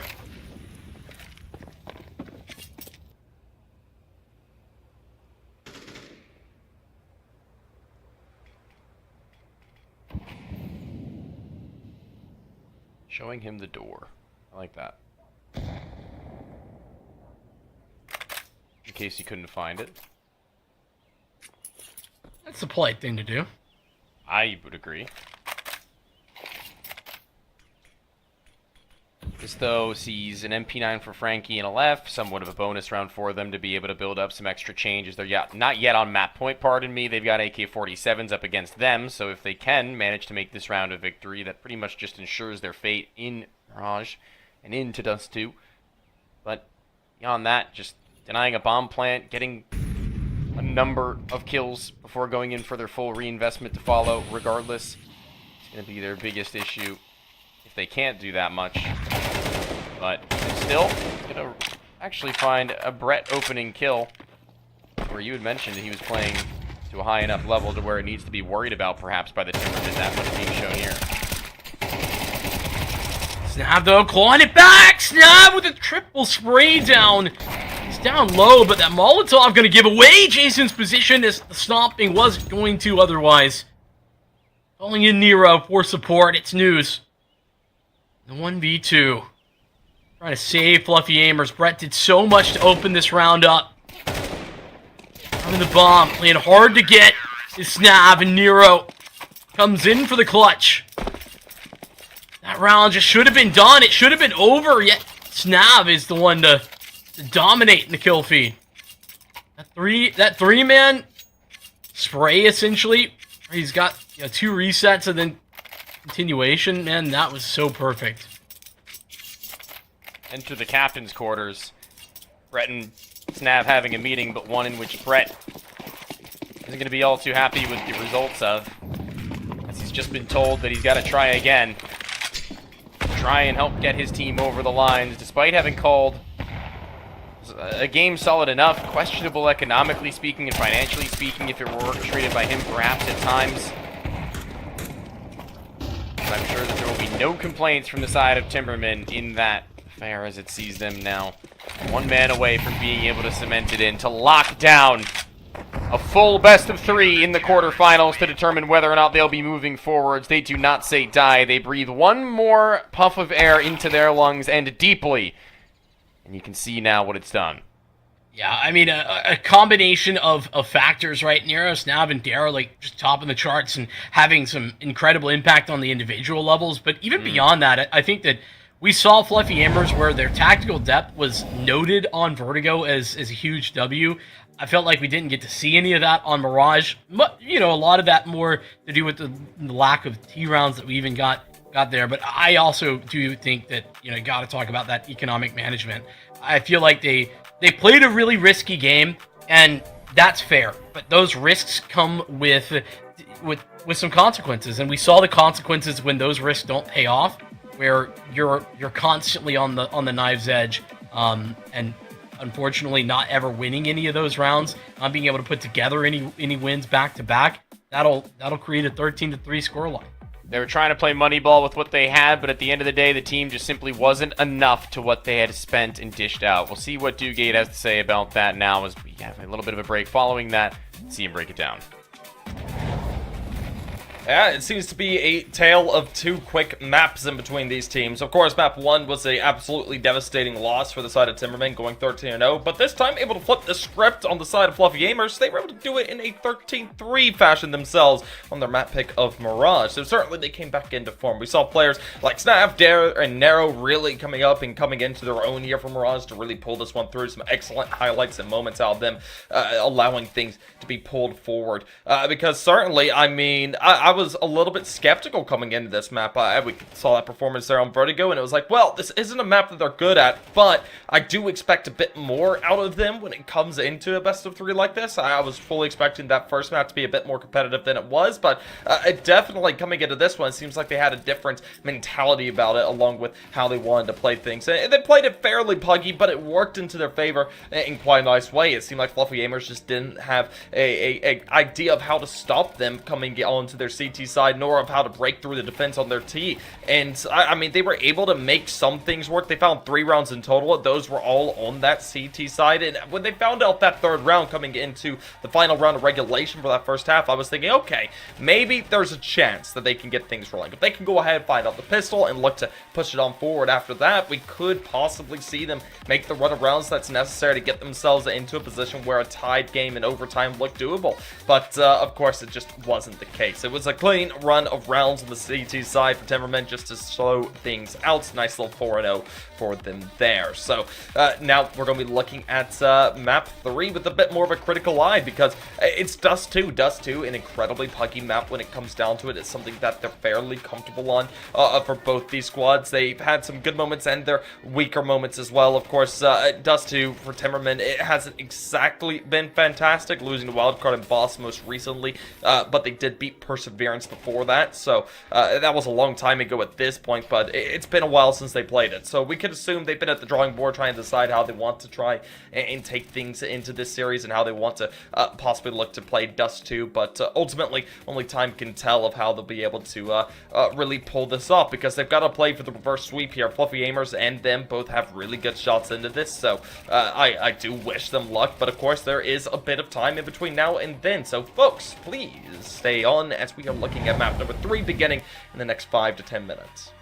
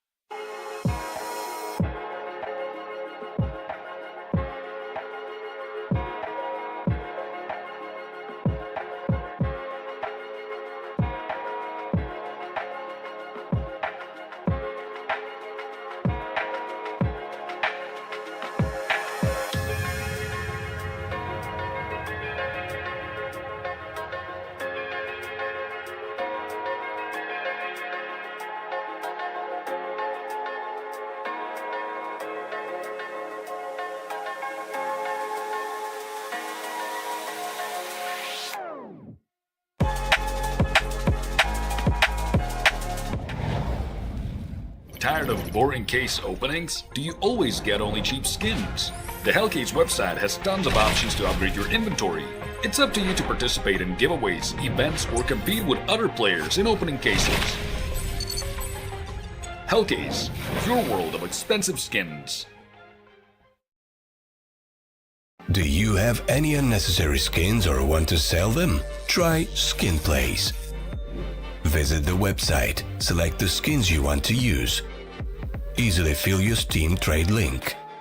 Make sure we offer good prices and choose a payment method. Hit the button and boom, instant cash. Safety. Low commissions. Instant payouts. Skin Place. Skin Place launching an event with a total prize pool of $10,000 in honor of our first anniversary.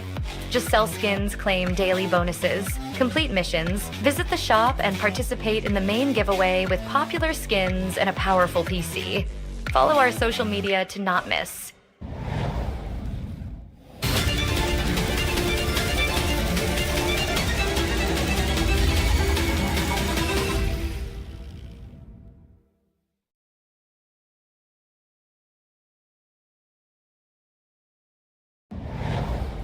Alrighty, folks, welcome on back. We have seen two one-sided maps this evening. Of course, the first map going the way of Fluffy AIMERS in the 13-0 fashion, and then Mirage coming up there second, which means about like 13-3 out of the Timberman. This does mean we are heading into map number 3, and well, it's pretty much anybody's game. We've seen them both on excellent form, and now it's time to see who's going to be able to shape it up here for Dust 2. Once again, I'm joined by two excellent casters on either side of me. Yeah, here's the thing about Dust 2. I don't think the Timbermen are looking good as of lately on this map. They haven't had a lot of opportunities to play it, whilst Fluffy AIMERS have gotten big wins over, like, NRG in most recent days. Like, that is such a massive W. Any maps off of NRG are hard to come by, and the fact that Fluffy AIMERS are finding those, I know I talked about, wins against Legacy, talking about Mirage, but, like, I don't know. For me, I think Fluffy AIMERS probably should be able to edge this out.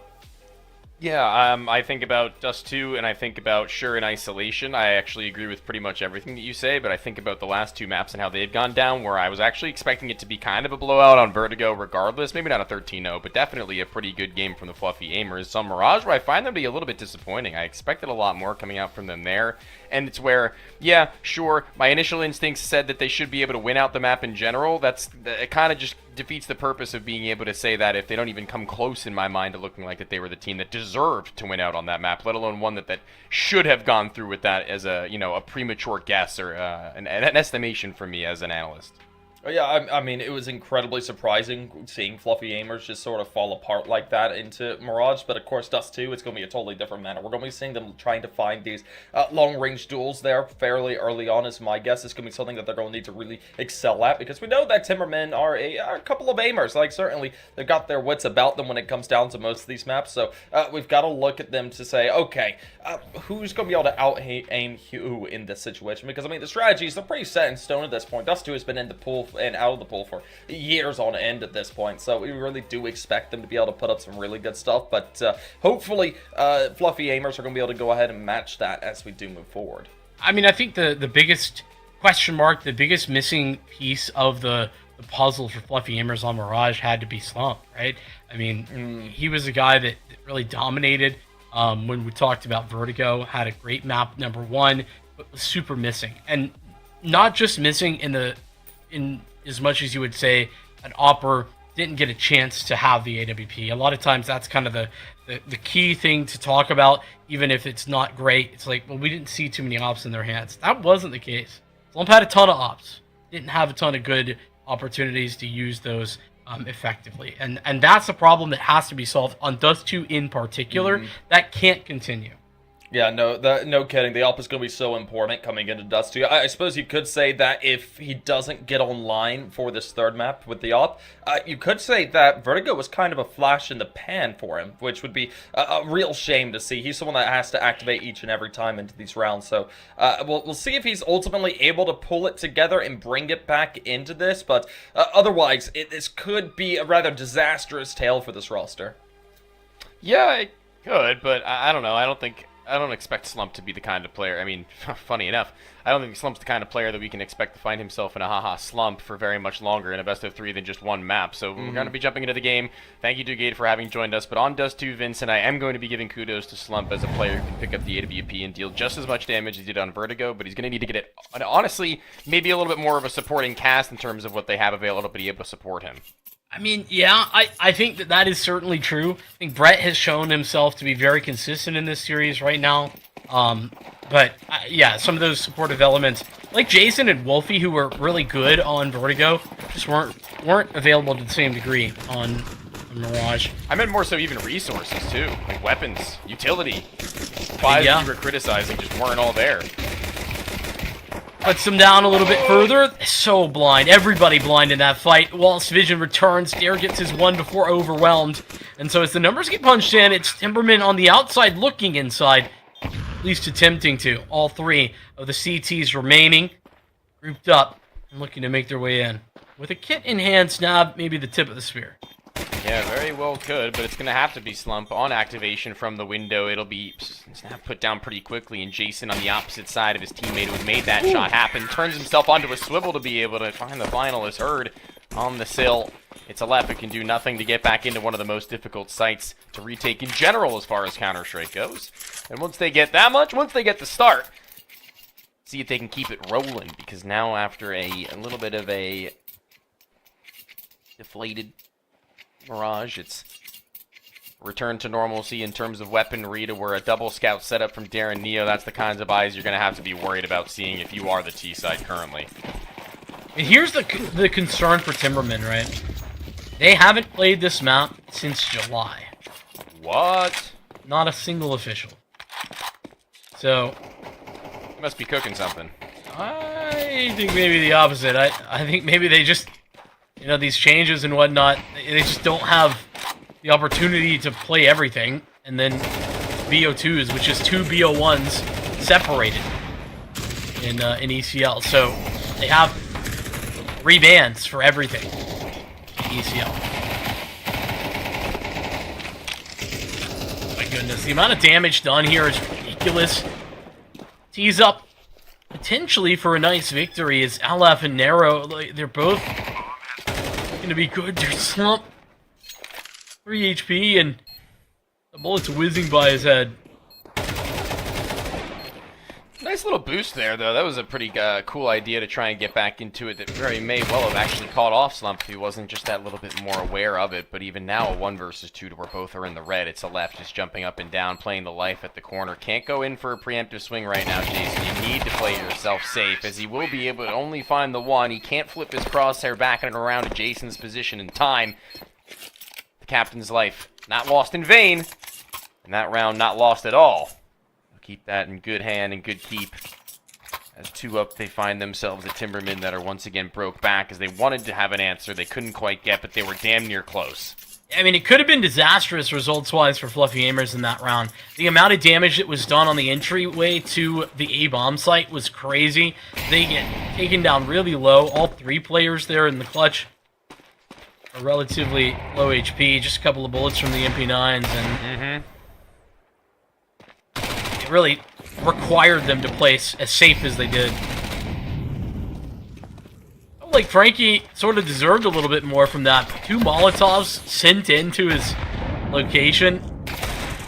Doesn't allow him much of anything. Snav, on the other hand, gotta be careful. There is a bomb actually onto Jason's back towards spawn. Fortunately, Brett, who had moved all the way through B, successful in picking up a bunch of these ecos. Got to be 4 with this MAC-10. That is big money that will help to allow them not to have the same problems that they did on Mirage. One would hope. They would hope. They would certainly like for that to be the case.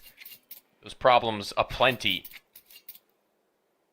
To where, honestly, like, sure, maybe the game plan wasn't all quite there for us. Maybe we just didn't quite feel it as much as we should have. But, like I was mentioning, being given the opportunity by virtue of you having these pretty convincing rounds at the beginnings of a Dust 2 of all things is going to be a nice feel, a very nice feel, to where Slump's going to have that opt-out way sooner than Timbermen are going to have following this round, that they get nothing in. They fall flat to where Wolfie on a swivel with the MAC-10 was proven to be an absolute force over on Vertigo. Now back into full swing, upgrade even onto the A1. By nothing right now from Timbermen. Although they may find an over-aggressing news, anything more than that will be wishful thinking, as Frankie's already down point of no return, but so too is Snab in terms of positioning, as he's stuck in CT spawn.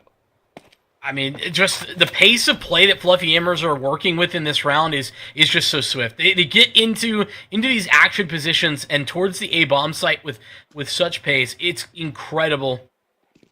And Timbermen, they are caught off guard. Wolfie rips the gun away from Frankie, so no saved weapons at all for the Timbermen. And Fluffy AIMERS rocket their way through. It's crazy. I think what's crazy about this series is the difference in form between maps. You know, Fluffy AIMERS go from looking like they can do no wrong to being wrong every time on Mirage. And now they're back to what it looked like on Vertigo. These first rounds is like ridiculous. The veto. I can't believe what you had said about the veto and how I missed that date. I thought it was a lot sooner than it was in actuality for a Dust 2 official, and that's kind of weird. I don't really like that. I don't understand that, and... Well, I mean, here, let me try to help you get some understanding, because I think it's clear what's happened here. It's, like I said, the BO2 system where you get 2 BO1s essentially separated, you get 3 bans, and so that's why Inferno and Anubis can be comfortably banned out every time for Timberman. And then they got one more where they've had to make these changes, and Dust 2 has just not come up. I guess it's also just like an easy map in compared to, say, like a Nuke or something, like where they have to have like a pretty set game plan, you know what I mean? Yeah. Like, there are some rounds on Dust 2 where you can literally just say, guys, I'm going to throw the Xbox smoke rush cat. Like, I mean, there's a reason that it's the hug map outside of Mirage, right? Yeah. Like, you can put 5 players together and, you know, assuming they have a good grasp of the utility and understanding of what they should be doing, and slot them in. Still just not a good way of having to think about a best of 3 like this. Unfortunately, you know what I mean? Like, it's a good line of thought, but just by virtue of needing to think like that, they pretty much come out as a massive disadvantage. It is less than 2 weeks ago, though, that I think they get dropped by Elevate. Like, right up... Maybe it was more. It was right up ahead of Fraggy Cargo, I think. That was, like, the last event with the organization. But it's been like less than 2 weeks that the peeping move to PA has been public, at the very least. So I don't think they've had a lot of time, is the other combo. It's been 13 days since adding these 2 players. Right at 2 weeks, there we go. Orgicide. Org Day had gotten dropped in August, but that doesn't really mean anything. Means something, but, you know, doesn't mean the difference between winning a BO3 and losing a BO3. That's on them. No doubt. Especially not with the Orgless teams that have been winning this True and real. It's a slow crawl up long for Fluffy AIMERS. They take that pace that I was talking about with the initial long take, but then they slow it down a little bit.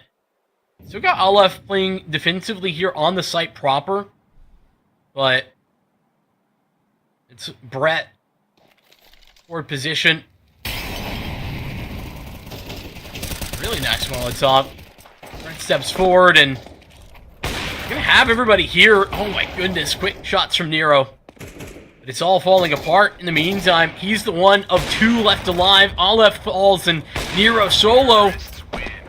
There's that slump that we've been looking for. Looks like he's deathmatching like he was on Vert.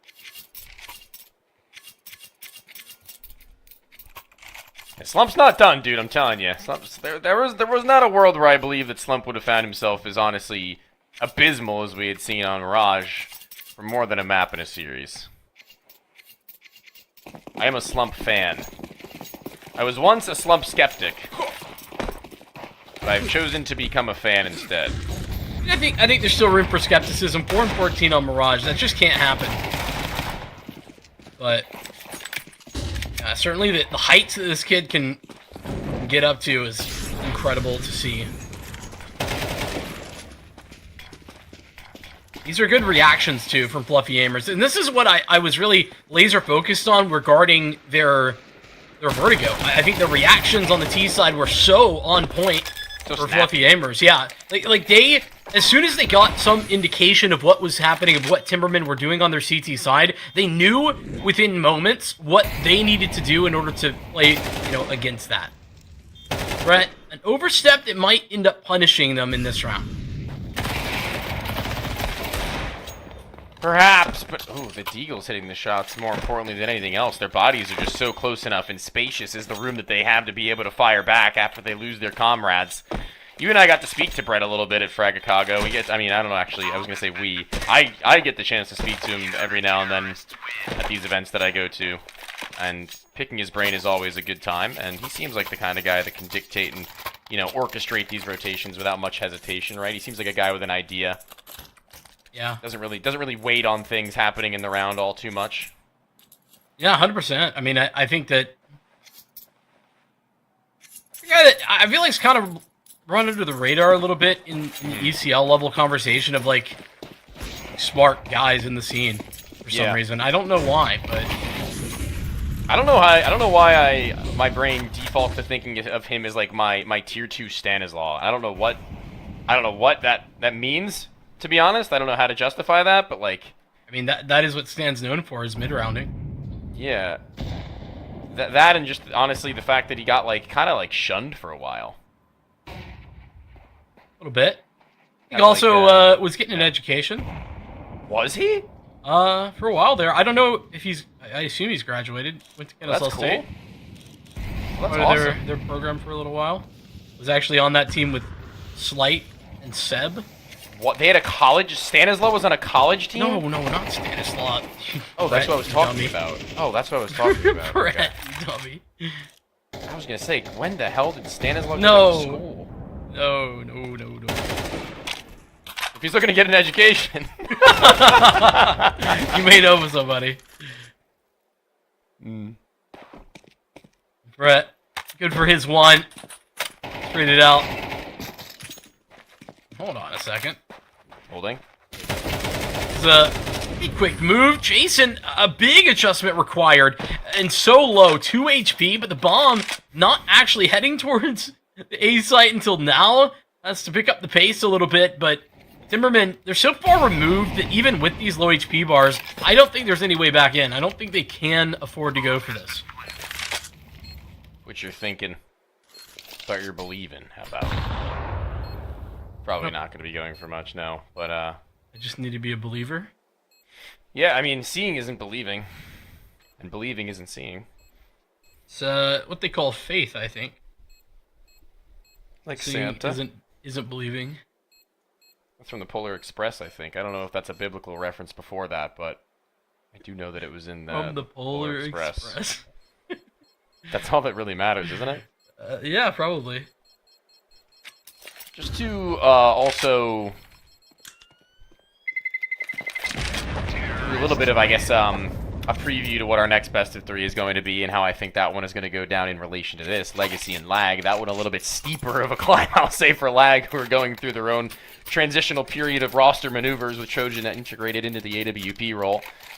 I think that we talk about players flying under the radar, perhaps, and the Legacy team, a much more prominent 5-man player team, right, that have flown under the radar Brazilian Counter-Strike, I feel like, for a while now by purely the fact they've been in North America, in my opinion, just not really in the conversation anymore, to where once Dumao was one of the big names to talk about, right?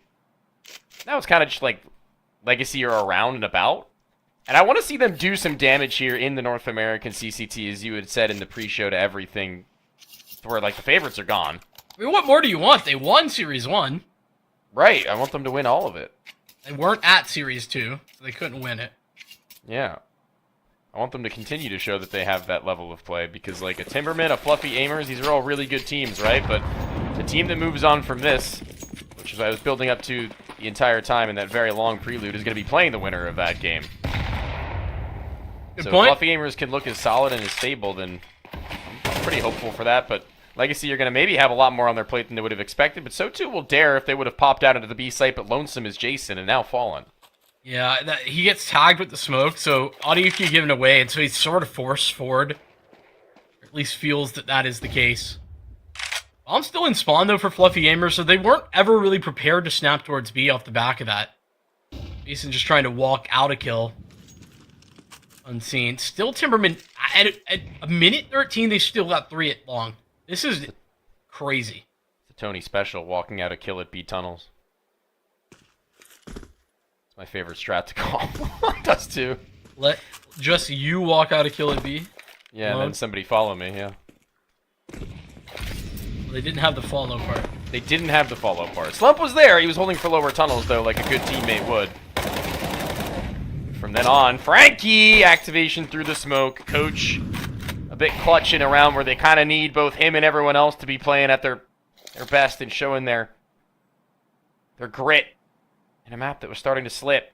Wolfie and Slump, two of potentially the strongest players this team has, using not only their firepower, but their utility in order to get into this bomb site without much issue. But through the door, it's not even spotted, I don't think Nero was, but he takes the shot anyway. And Slump's got the line, looking for a little bit more. Quick on the flank, though. Coming through tons is Aleph. He might have the line to this. Slump, though, tucked behind the box. And a lurk smoke going to give it away. Indications made. This move is happening. Wolfie making his position known at big box, but removes the threat. It's now low HP. As Frankie needs 4, but Wolfie just a little bit quicker. The wide swing, good for that. And Fluffy AIMERS stay consistently tall and winning in this half. Listen, I think Wolfie's a pretty good player, but this doesn't look like any Wolfie that I've seen in recent teams, talking about the struggles that Limitless had outside of just maybe individuals and more so in how they were able to play with their full 5 and what the schedules were like and how chaotic everything became. But this Wolfie is the Wolfie that I want to see for a long time coming, and if they have a core of Fluffy AIMERS now playing to this extent, with the tactical depth that they had on Vertigo across a pool of their own comfortability, that's going to be something extraordinary. And right now, both Wolfie and Slump hand in hand with Brett at the helm, putting up not only numbers, but positionally outplaying their opponents. This is something to behold, but Frankie's actually putting up a little bit of outplay of his own right now. Not only the double in the last, but here as well. And Nero doing a little bit more as well. Oh my god. Yeah, Frankie. That's what I'm saying. Like, this guy is in the coaching slot, but he's not. not a coach. He's a guy that has been at a very high level for a long time. He can slot in here as a player very, very well, very effectively. Yeah. The rifling that has been a little bit lacking. I mean, you talk about missing pieces, right? Olive comes in here. You're missing Peeping, obviously missing Shane today. That's why Frankie's playing. It's been Snab really good on Mirage, but less so elsewhere. Nero so blinded, but a quick scope onto Wolfie. He can't believe it. He can't believe what's happened. Airplay's cut off here in mid. Jason gonna fall. And it leaves Fluffy AIMERS pretty far out of this round. Slump going to be the one that tries to pull this back, and he might do it. Low HP, but the up is swift. He's got a tag, but no frag, followed by his teammate. When does Brett move? The bomb can go down. Brett doesn't actually have to maneuver yet.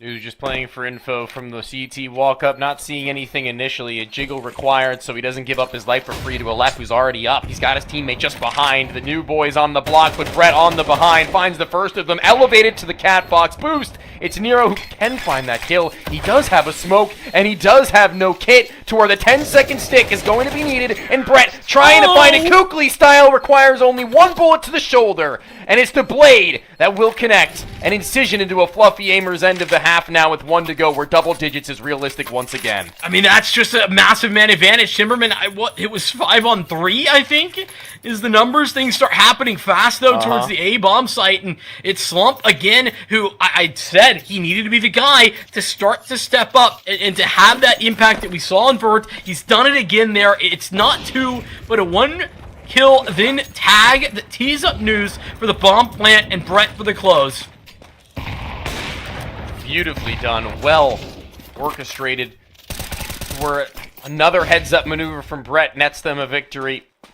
to where he might actually do it again. He might make his way out through mid and play spoiler, dropping the Molotov to where they can't rotate to B. It's Frankie, and he's got to do it all once more with multis. A double may be required, at least a one, where Brett once more, he refaces mid. It's through the smoke, he'll find Dare, but Frankie does the same, and one-ups him by maybe even finding him on the other end. A wall is his friend, and News can do nothing in a 1v3 without a quick kill. A snap to the head of the door, but dinked up in response. A single bullet will do it, and the round concludes to another half won by Fluffy Aimers, but at least something to be spoken about for the Timberman and momentum for a pistol to boot. Yeah, I mean, this is what I've been talking about for this team the whole game, the whole series, is that they have such swift responses. The reactions on the T side are so good. They understand, particularly on a map like Dust 2, where as the CT side, you have to staff the, these areas of the map, like Long, as just an example, really heavily. In order to maintain that control, to take that control consistently, you gotta have players there. And as soon as Fluffy Aimers realize that, they know where they need to go. They're so fast about it. I mean, that double back that Brett, he's calling for his teammate to drop a smoke, knows that that's the win condition of the round. All of that happens just so quickly, where he's dropping that smoke and taking another fight. Brett almost won them that round by a good call and swift decisions. I mean, he's just been like that all game long, and we've been saying it time and time again, and it needs to be noted time and time again, as it will continuously bring them that one step ahead. It might not do it in that round, but you can still see what it meant to try and bring them from what was almost unwinnable from that point forward. A tap from Wolfie, yeah, see you later, pal. Him and Slump both able to play theirs, and from the site, good luck for a plan. If you can't even across the ramp, the boxes are of no structure to keep you safe, because when Fluffy Aimers are on the hunt, it's the Timberman in which will fall. There are two at the ramp to finish, and you better believe that they're not allowed one more way, not another pace onto A. It's looking like it might be finished. What the hell was that from Wolfie? Actually, awesome, epic. Yeah, I mean, it was something. He just one bullet, boop, just headshot through the smoke. That's what I would have did. Oh my goodness, Timbermen are walking there. They're making no audio cues, no noise. Just, it's a perfect tee up, and yeah, the rest of the chips fall into place. A little bit of confidence will go a long way as News pulls out the USP to complete the three-piece.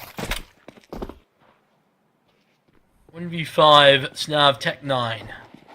I'm thinking probably not, but on the right idea at least. Snav. Yeah, I mean, I cannot believe how dominant this has been. I was saying that I didn't think that this would be as dominant, even with Timberman, not playing this map. I thought we would see a little bit more back and forth. It's been nothing but domination, regardless of who it is this series.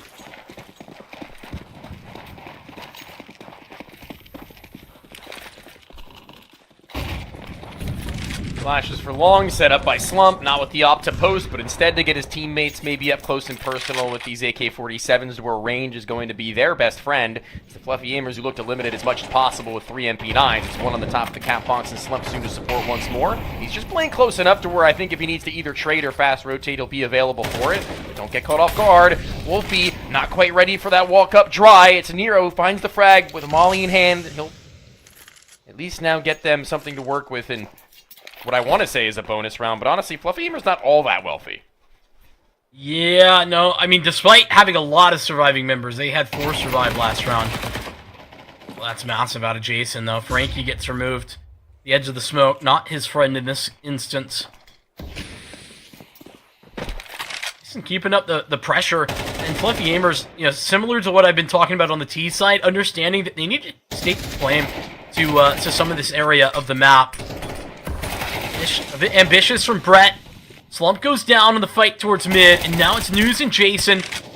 News isolates the first. He's going to be removed afterward. Okay. Should have been a little bit simpler, but Jason tagged up through smoke, and as the damage is already done to Timberman, Jason even worse off.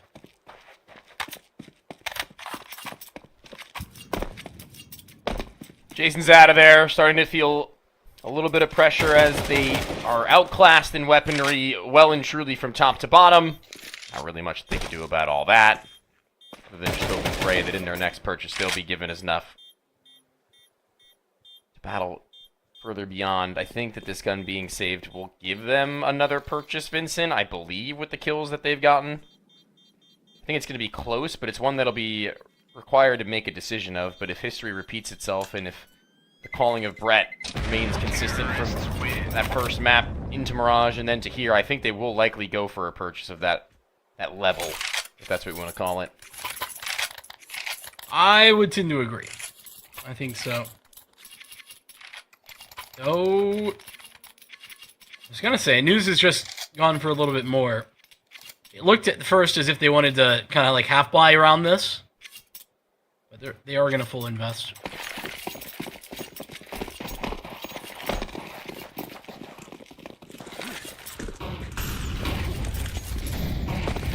AIMERS trying to keep this up, and, well, it might just be working. Jason lines 2.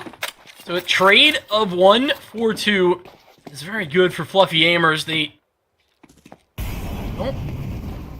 don't get the long space, though. Timerman, the one to claim that area and slump, and only could post up one singular tag in response to the A-site aggression that continues.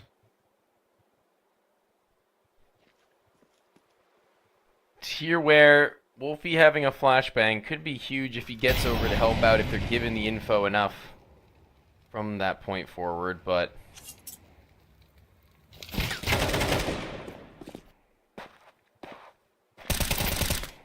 this is the long take that's being shut down. Okay. And then Jason can just do maybe everything that they'll need, and then some, as he gets everything on a silver platter offered up. Not even really any shots going in his direction. He just dances around him there. Happy Feet and Timberman, they had no idea what hit him. It's Jason to line up the double kill early into the round, trading out his teammate. I think it was Brett who goes down at long. Then he comes back, and it's just super precise on the headshots to deny them, and one through the smoke as well. 12-4, map on the line. Slump takes all F, who was really over. Ooh, okay. Swinging that jump spot. I think he thought he was doing the the less obvious one, the one where just your head is showing, but like his whole body was in the open. Something I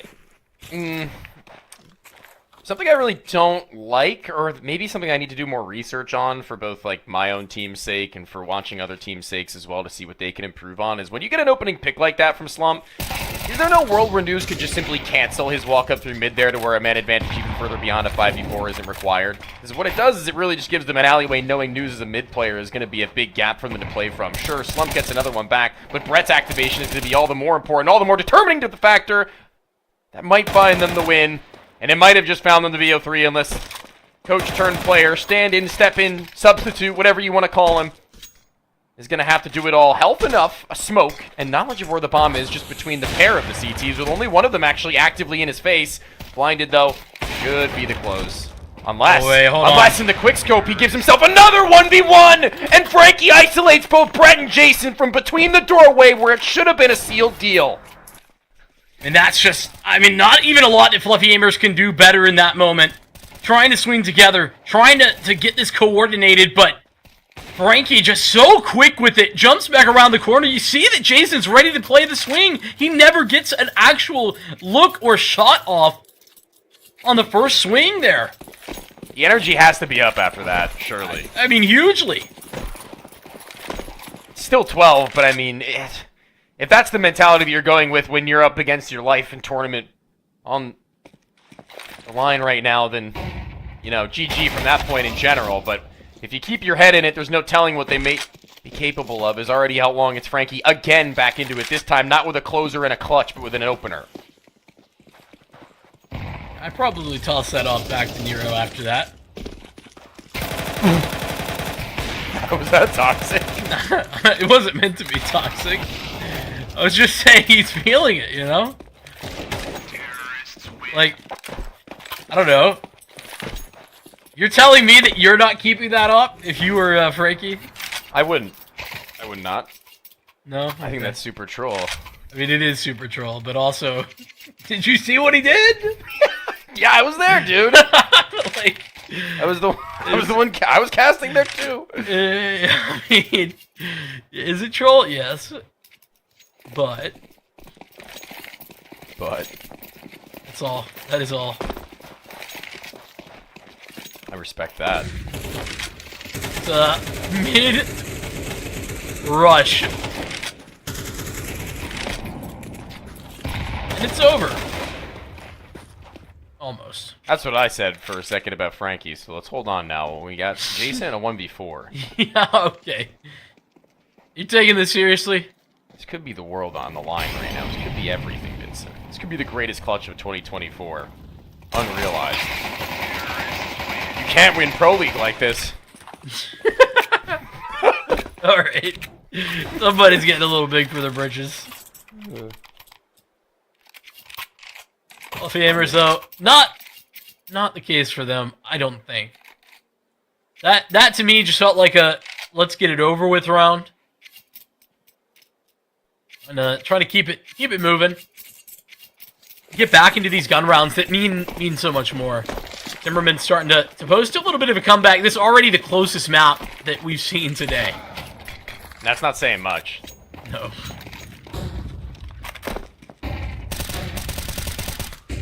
Oh Not my. too long. Brett's got it handled. It's Slump who's once again able to give them the ever so consistent first, and where they've converted a majority of the time now, needing to do it once more in a much easier spot to do it. To handle.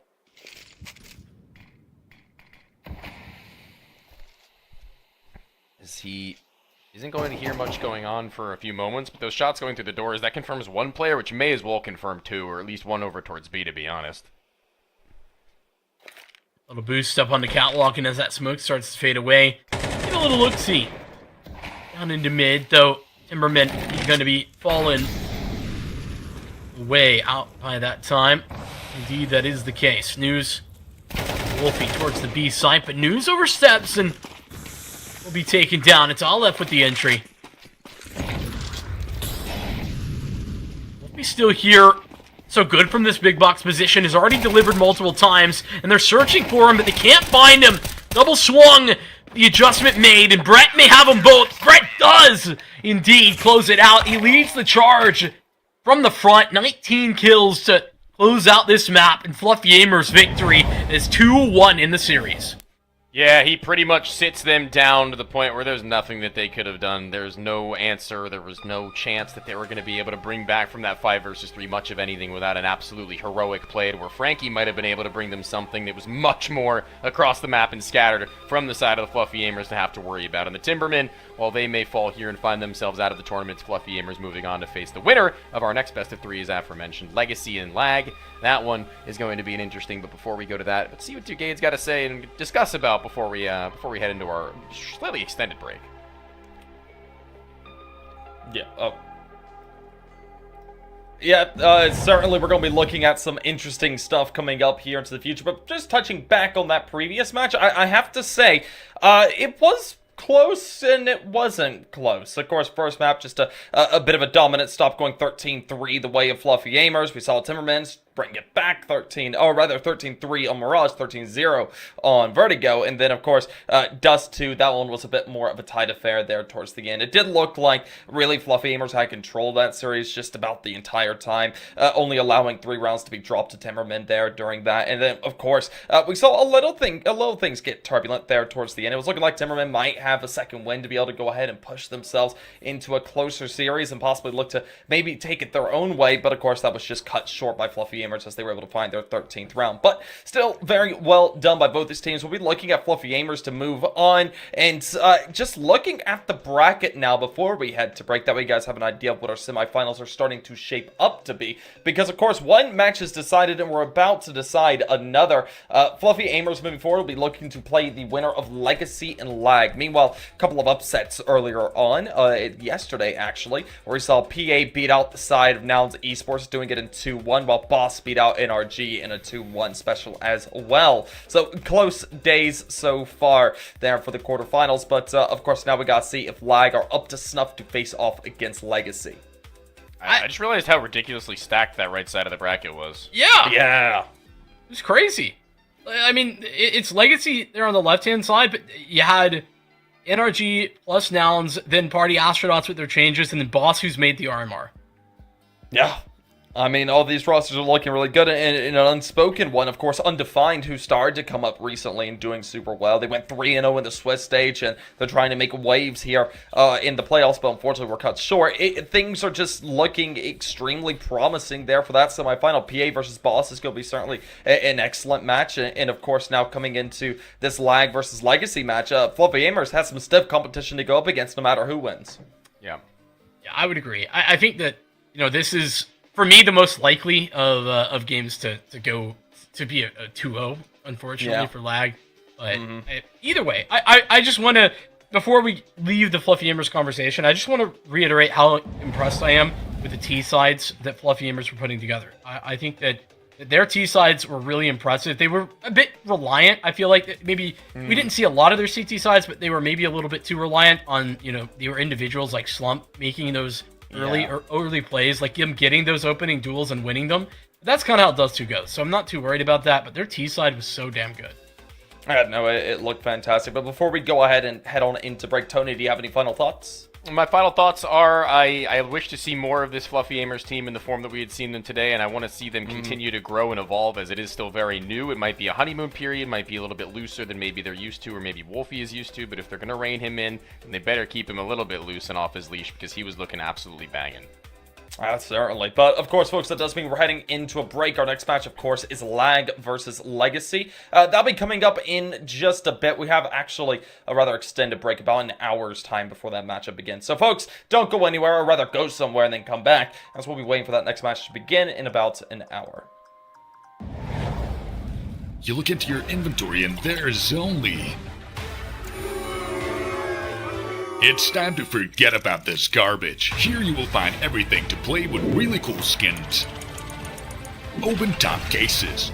Upgrade dropped skins and turn your junk into a cool gun using the contracts estate. Thousands of people upgrade their inventory with us at Hellcase.com.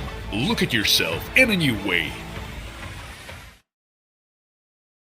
Do you have any unnecessary skins or want to sell them? Try SkinPlace.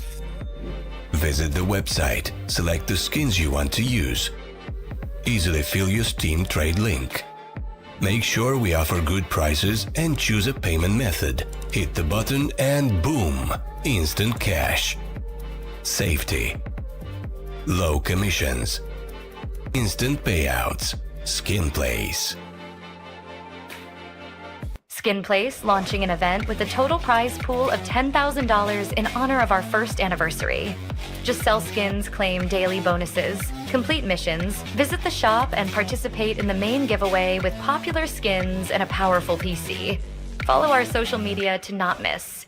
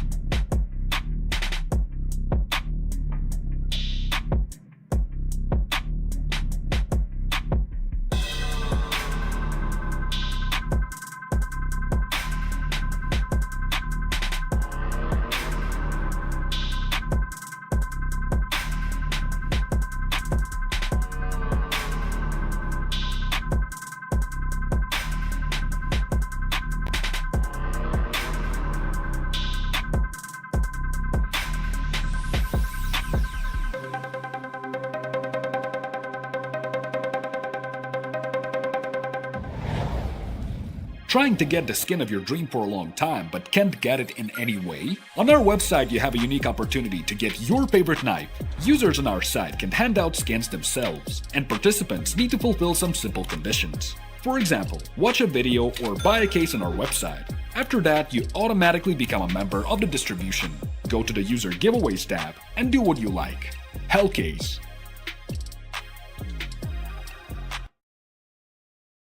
Do you have any unnecessary skins or want to sell them? Try Skin Place. Visit the website, select the skins you want to use. Easily fill your Steam trade link. Make sure we offer good prices and choose a payment method. Hit the button and boom! Instant cash. Safety. Low commissions. Instant payouts. Skin Place. Skin Place launching an event with a total prize pool of $10,000 in honor of our first anniversary. Just sell skins, claim daily bonuses, complete missions, visit the shop, and participate in the main giveaway with popular skins and a powerful PC.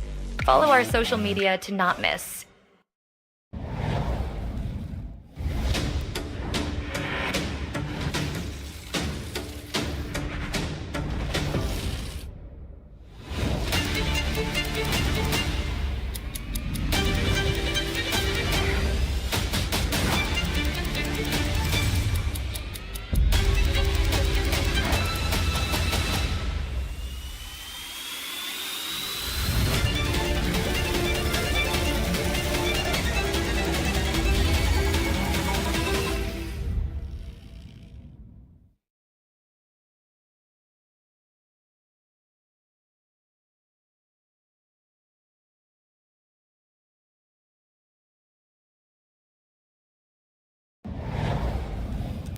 Folks, welcome on back to some North American Counter-Strike. Of course, we're going to be looking at today's last match and the last match of the quarterfinals to see who will be crossing on into the semis and looking to try and make it into the grands. Of course, I'm joined once again by the wonderful Why Not and Vincent. And, well, it's going to be looking to be a bit of a heater as we've got Legacy and Lag about to face off.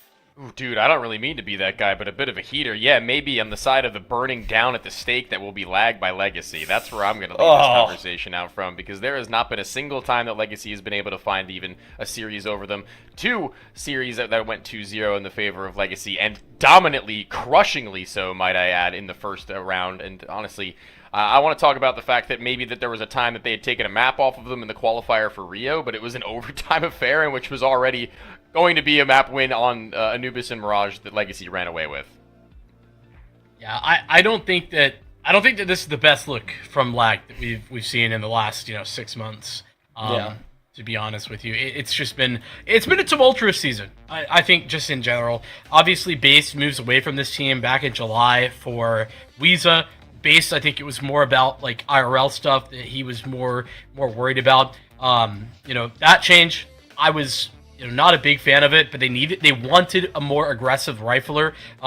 Based and Nyx as riflers are more passive, and so they were just looking for somebody to be a little bit more of that aggressive style. And Weeza definitely provided that, and they looked to add that with Ray as well. And I think that Ray's been a big add. I think that Weeza has struggled, and now it's been a swap over in the op department that is just, unfortunately for Trojan, a downgrade on all fronts from OG Wizard to Trojan. And I don't think that's on Trojan. I just think that there's nobody that Lag could get that would be able to slot in for somebody as dominant as OG Wizard is. I mean, it's just a bit unfortunate to see that come through, but of course, that is the way the cookie crumbles. Of course, we have seen Trojan trying to work his way up through the Counter-Strike scene, playing on Eternal Fire Academy there notably a while ago, but of course, or was he the coach on that? He might have been coach. No, he was not. No, he was playing. He was playing. So definitely he tried to get in some good reps over there. So it'll be interesting to see if he's ever going to be able to go ahead and muster that to try and bring it into this roster. But we'll have to ultimately see. Of course, we do have the Legacy squad up on the screen now. Most people know who these guys are at this point in time here in North America. They've been playing rather admirably over the past couple of months, trying to get themselves up on the upper edge of North America. It has been a little bit of a struggle to a degree in some respects, but they've definitely definitely started to really shape up in the past couple of months.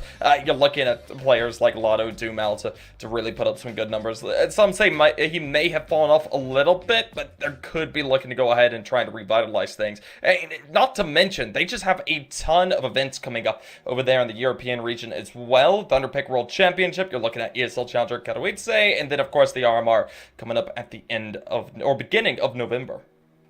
Yeah, just like kind of how would I put this? Like alleviating a little bit of the pressure that's been put on them. Like the results have been all fine, like all expected results for them. Placing at the top side of these North American qualifiers in the top 1/2 spot to qualify for closed. They make themselves pretty decent competition for the likes of Liquid, which we had seen in the best of 3. And I was kind of discussing it before with Vincent. I think the biggest thing that they had in recent history that was what you could call a failure was at the prize pick. I think at prize pick they kind of let down at expectations, and I think that if we're going to be moving forwards with this Legacy team saying that they're going to be dominant in terms of regional North American in particular competition, that's good, that's great, but then moving up to the next level and being able to send themselves to LAN events, being able to make their way through closed qualifiers and say that they have what it takes to play up against some of the best teams, that's going to be one of their biggest issues if they can't make happen. But again, this is what I was going to say in terms of just giving them a little bit of leeway on that. They did at least qualify for, I believe, the Challenger Katowice, if I'm not mistaken. Yes. They did.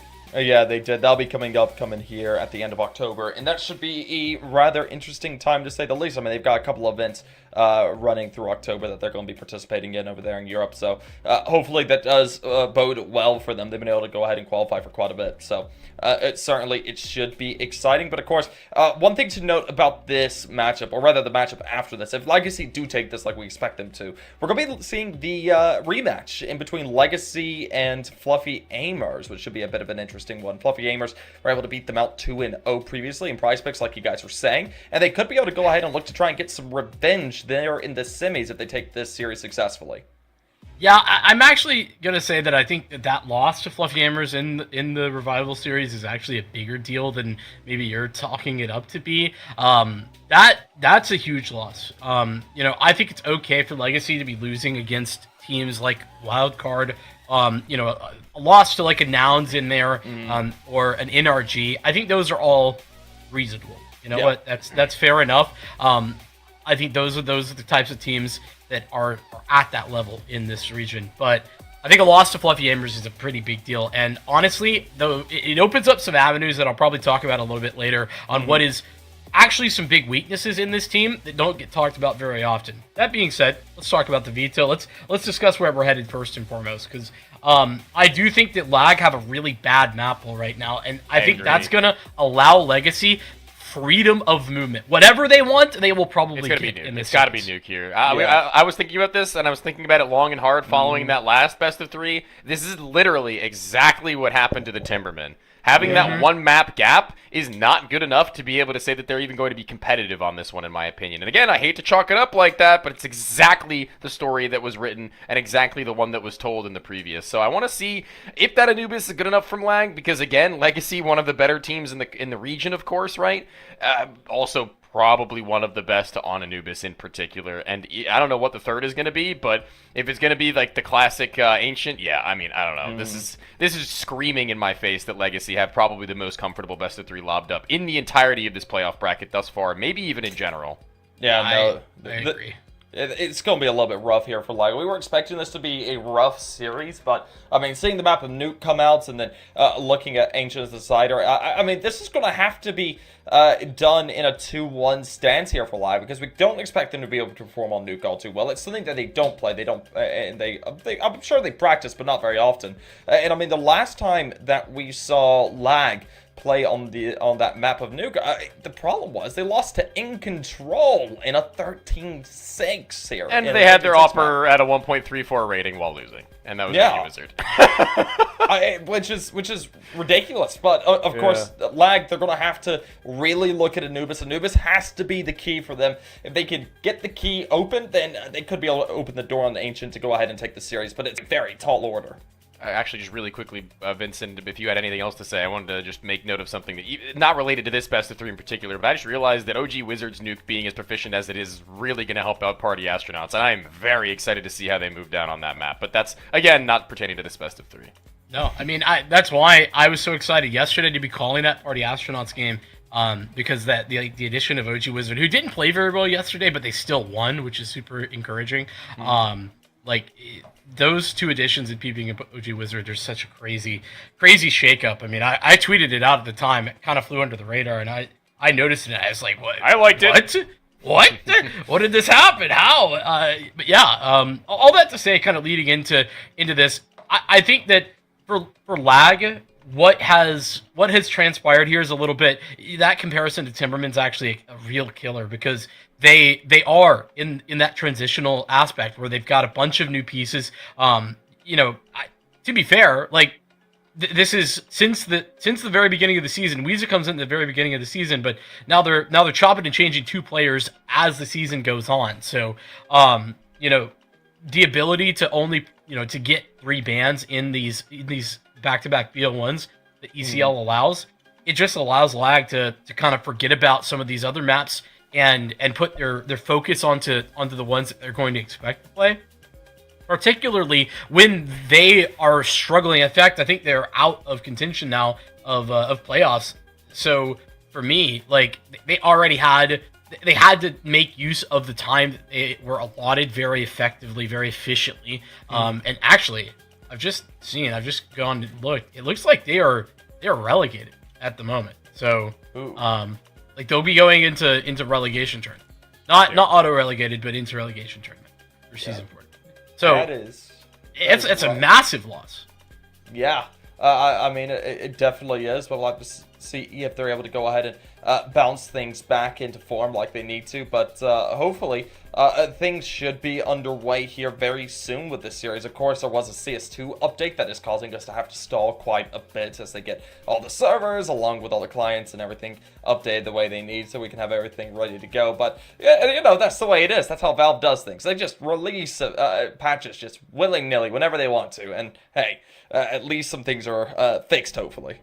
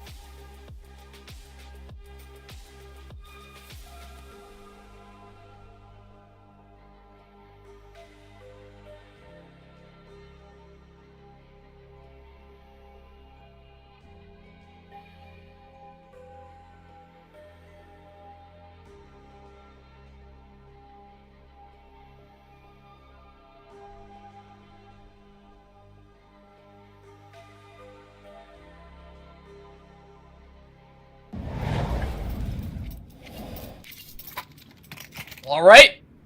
It's time to get back underway, and it's an update, but a small one. So fortunately, we were able to figure things out here pretty quickly. Legacy do start on the T side, which, I mean, would suggest to me, you know, lag, momentum could be a real factor in this if they can get an early start on the CT side. As a spectator, too, it's just always so daunting seeing the 5 outlines of T's running through that wall to the lobby and into the ramp. They're down and through. They're looking to get those duels, and they sit it and wait it. They don't go any farther and further, but eventually they'll go for the snap, and Ray is here, a player with dual Berettas that is to be a force reckoned with. Already having found one. The Molotov almost actually helping him in his escape, and maybe even evading the bomb plant.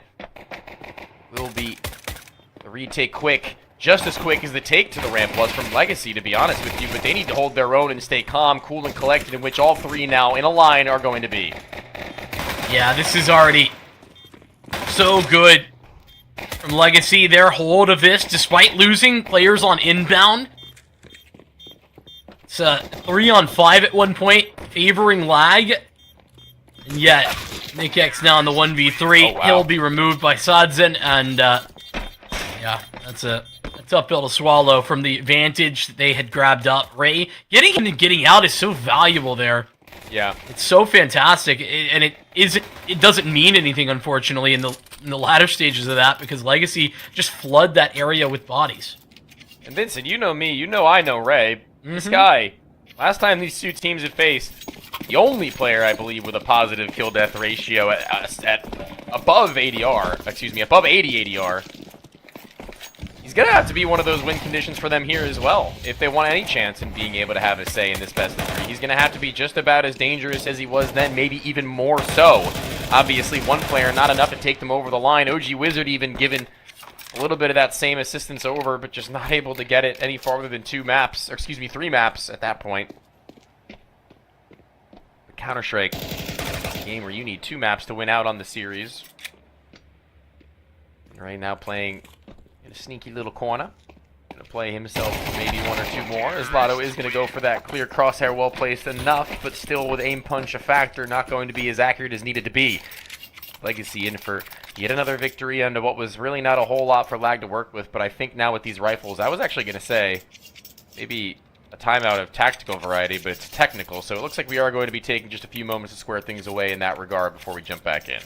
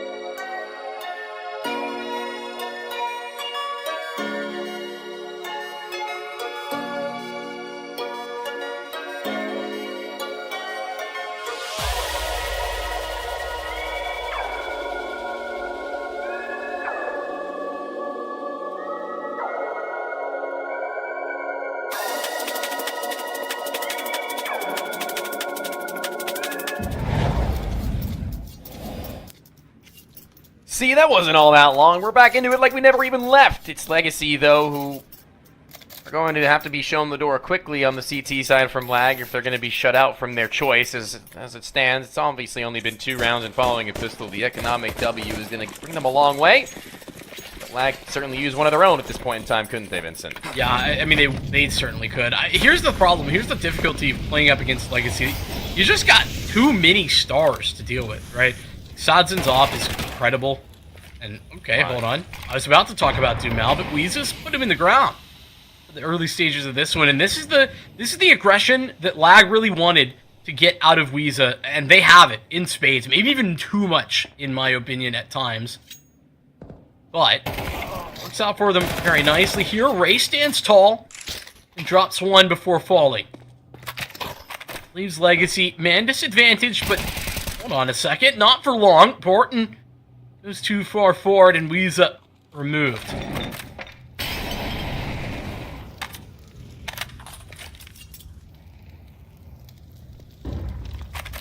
Kind of like a weird spot when you're down B site like this with no other players anywhere else and upper to be able to, give you a new opportunity. You kind of have to commit to this one. I do like that they take a little bit of pace to it, though, and slow it down to where at least Lag's second guessing as to whether maybe there will be a flanker, maybe there will be somebody coming down vent late, maybe there will be somebody ramp, but Nick X playing beside this silo, not really all that worried about the ramp left or right side. Wide out into the open for them, but Barton's going to go out wider than even that to be able to get him before the C4 is planted, though. It's Neckes who's a little bit exposed. He's gotten his body out into the open to where the C4 is not in the possession of Barton, but he's got 3 kills, and he's going to need the ace with 20 seconds left, though. How likely is that? I mean, Barton usually good for a clutch, actually, but very difficult, particularly with where these guys are at. Such a perfect timing for Lag, that is, where they are not intentionally, but end up being at a high-low there, where it would have taken a ridiculous adjustment to the crosshair from Barton.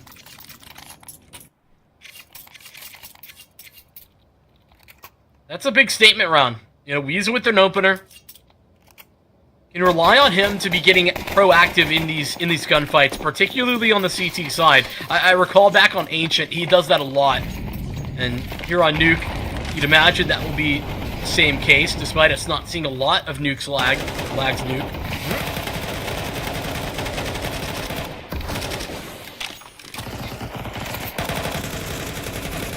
He's once finding the better of Dumal at the single door, not this time around, though, as he tries to maneuver around and about. He's not able to find himself a safe enough space to sit. Quickly spammed. So much bullet fire. Inescapable is the wrath right now, or at least at that point in time of Legacy, to where the lesser buy. Already doing them some good. And the ability to now reset. It gives the caller so much more time to be able to say what he wants done, as opposed to just using utility for the sake of doing it or taking matters into your own hands to claim space, Vincent. Now they look a lot more poised and ready for whatever the case may be to follow. Is Lotto likely the one to set up an A-site pop, as he's the only one with a molly? I want to see if that is going to be what they go for, because it could very well be the answer. It should very well be the answer, actually. There's nobody inside the site except for one Heaven. Yeah, but it looks like maybe the answer is a different one here for Legacy. They're going ramp side. X has already been a problem for them. EB1 again, yes. Grabs his one and then falls away, crucially staying alive. Continue being a thorn in the side of Legacy. It's a flash in. Nick X will fall.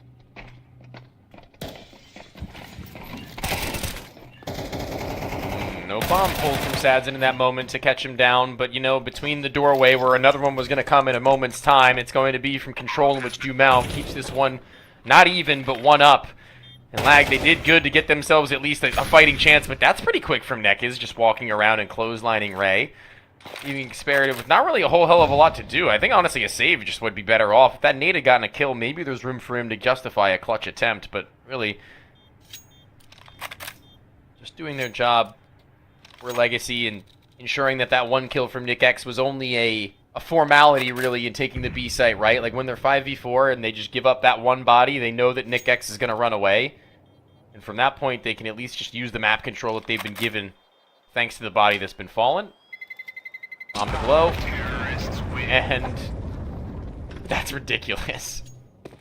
That just shouldn't be allowed. Yeah, I mean, I think Experative kind of knowing that in the back of his mind and not oomph. Like, you just saw it in his camera. He was Yeah. like, oh, yeah, duh. Oh yeah, I forgot I have to be in one of the 2 spawns to survive. Yeah, yeah, exactly. I mean, you're right. No doubt about it. That is stupid. I agree, but... Through like 18 different walls, 45 different concrete floors. What kind of power plant is this? It's made of nothing. Our cargo's not very well secured. No. It's just a Light a USB match round, and it's man. to blow. You know, I was thinking as well when I first saw Trojan get added to this team, you know, obviously, like, as another Turkish player, I was wondering if there was, like, a, you know, experative Trojan connection. Shout out, though, to M&M's, who was doing a great job in the interviews at Ragacago. I actually interviewed both experative and Trojan, who were both there, and through that, found out that no, they had never, like, met or weren't familiar with each other until that event, funny enough. Actually, brothers separated at birth. Yeah, is that how it happened? Yeah. Who told you that? The voices. Okay. I listen to the voices, Vincent. You could be one of my voices for all I'm really aware. I was about to say, am I one of the voices? Good. I'd be okay with that. I don't know if that's a good thing or a bad thing. I'd be okay with you being real over being a voice in my head, but I'd also be okay if you were one of the voices in my head. I could accept that. All right, I'm glad to be accepted. If it had to be somebody. It'd be me. All right. That's a unfortunate end to Nekis in this round. He gets spammed initially. It's early utility damage, and then Ichi follows it up, tags him down, breaks open that smoke, and it's Ray to confirm on it. It's been Ray in a lot of these rounds. Not necessarily the early kills, but important ones. For him to continue to stay alive, as we've noted multiple times, is fantastic.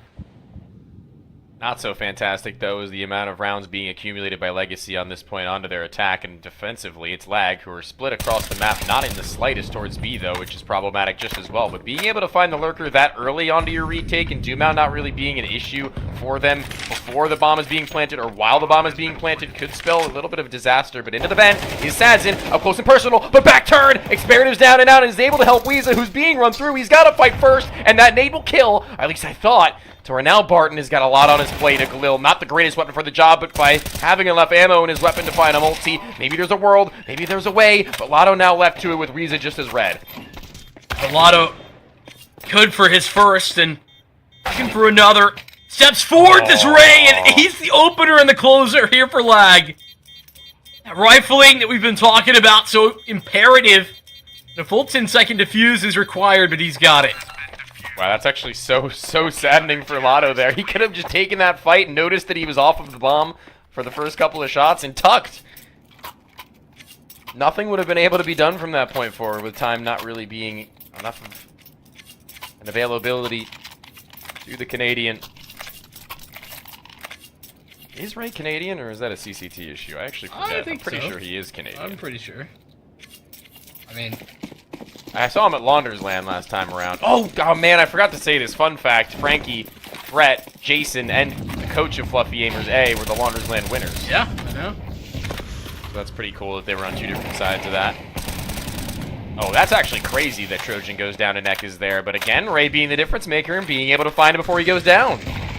They love going down these secret steps right now, Legacy, and I guess while it's worked for them enough, it's kind of readable at some point or another. They already got 2 kills over there. I mean, how many more bodies could they have sent inner if they've already died 2 outside, you know? I mean, I'm gonna be honest, that's some of the issues that I actually have with Legacy is Nekis' calling.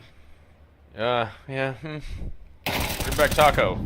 I think that is the biggest weakness, actually, of Legacy right now. And, I won't even take credit. That's not an opinion I initially held, but it's just been something, the more that I've seen Legacy, the more I've gotten the opportunity to cast, it's an issue. I could have sworn I brought that up at some point with you, and you disagreed. It might have been you. I don't know if it was you. It might have been you. Because I remember I brought it up consistently, and you were like, I think it's all right. And then, like, more and more as I broke it down, you were like, well...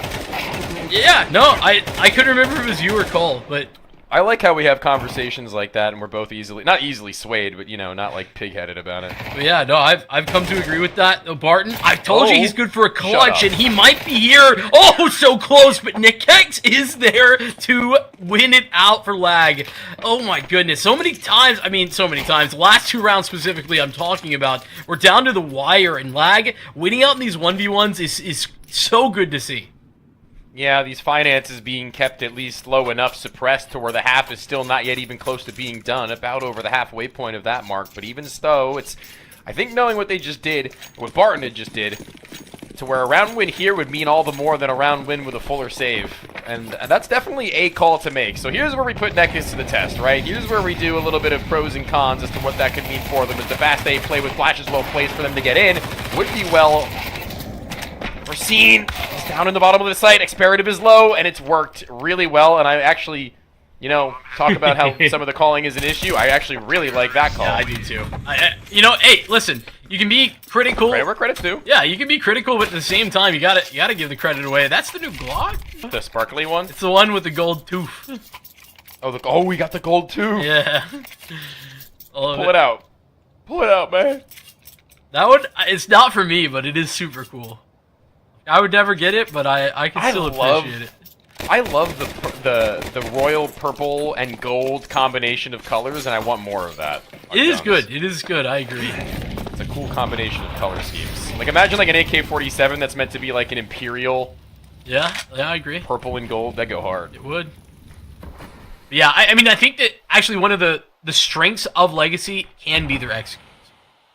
You know, yeah. like this team. Sometimes it's the mid-rounding and like the decision-making that I think are problematic, but whenever you do see them throw and execute, I think Legacy are really well drilled. That much I actually 100% agree with. I think that they look like they're always like pathing well, their spacing looks fine, they know who's doing what, they've got individuals to bail them out for when, you know, maybe it's part of the call to expect somebody to be able to find a multi, which is honestly fine. Yeah. I mean, when you have the players to do that, stars, yeah, you can call that. I mean, you know, it's the same situation where you talk about, like, not everybody can call like Kerrigan does on phase or whatever. Or like Nico go kill. Yeah. You got to play with who you got. And who Legacy have are a lot of stars. Mm-hmm. Sadzin really bolstered this lineup. Having an AWP player not come out of nowhere, but kind of also out of nowhere in Sadzin, and be brought into a team that was desperately in search of a stable AWP player ever since the departure of, say, Henny. Yeah. When they were God sent. Yeah, they needed it. Yeah, he's a big piece to this puzzle now that they've been able to put together.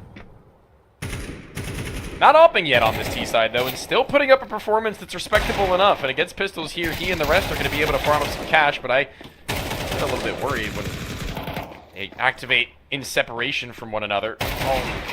Seemingly reined in, though, unless Nick X can do something miraculous with a flashbang and a 1 versus 2 where he hears the bomb being planted, though. There's room, and the spray is going to need to be absolutely sublime.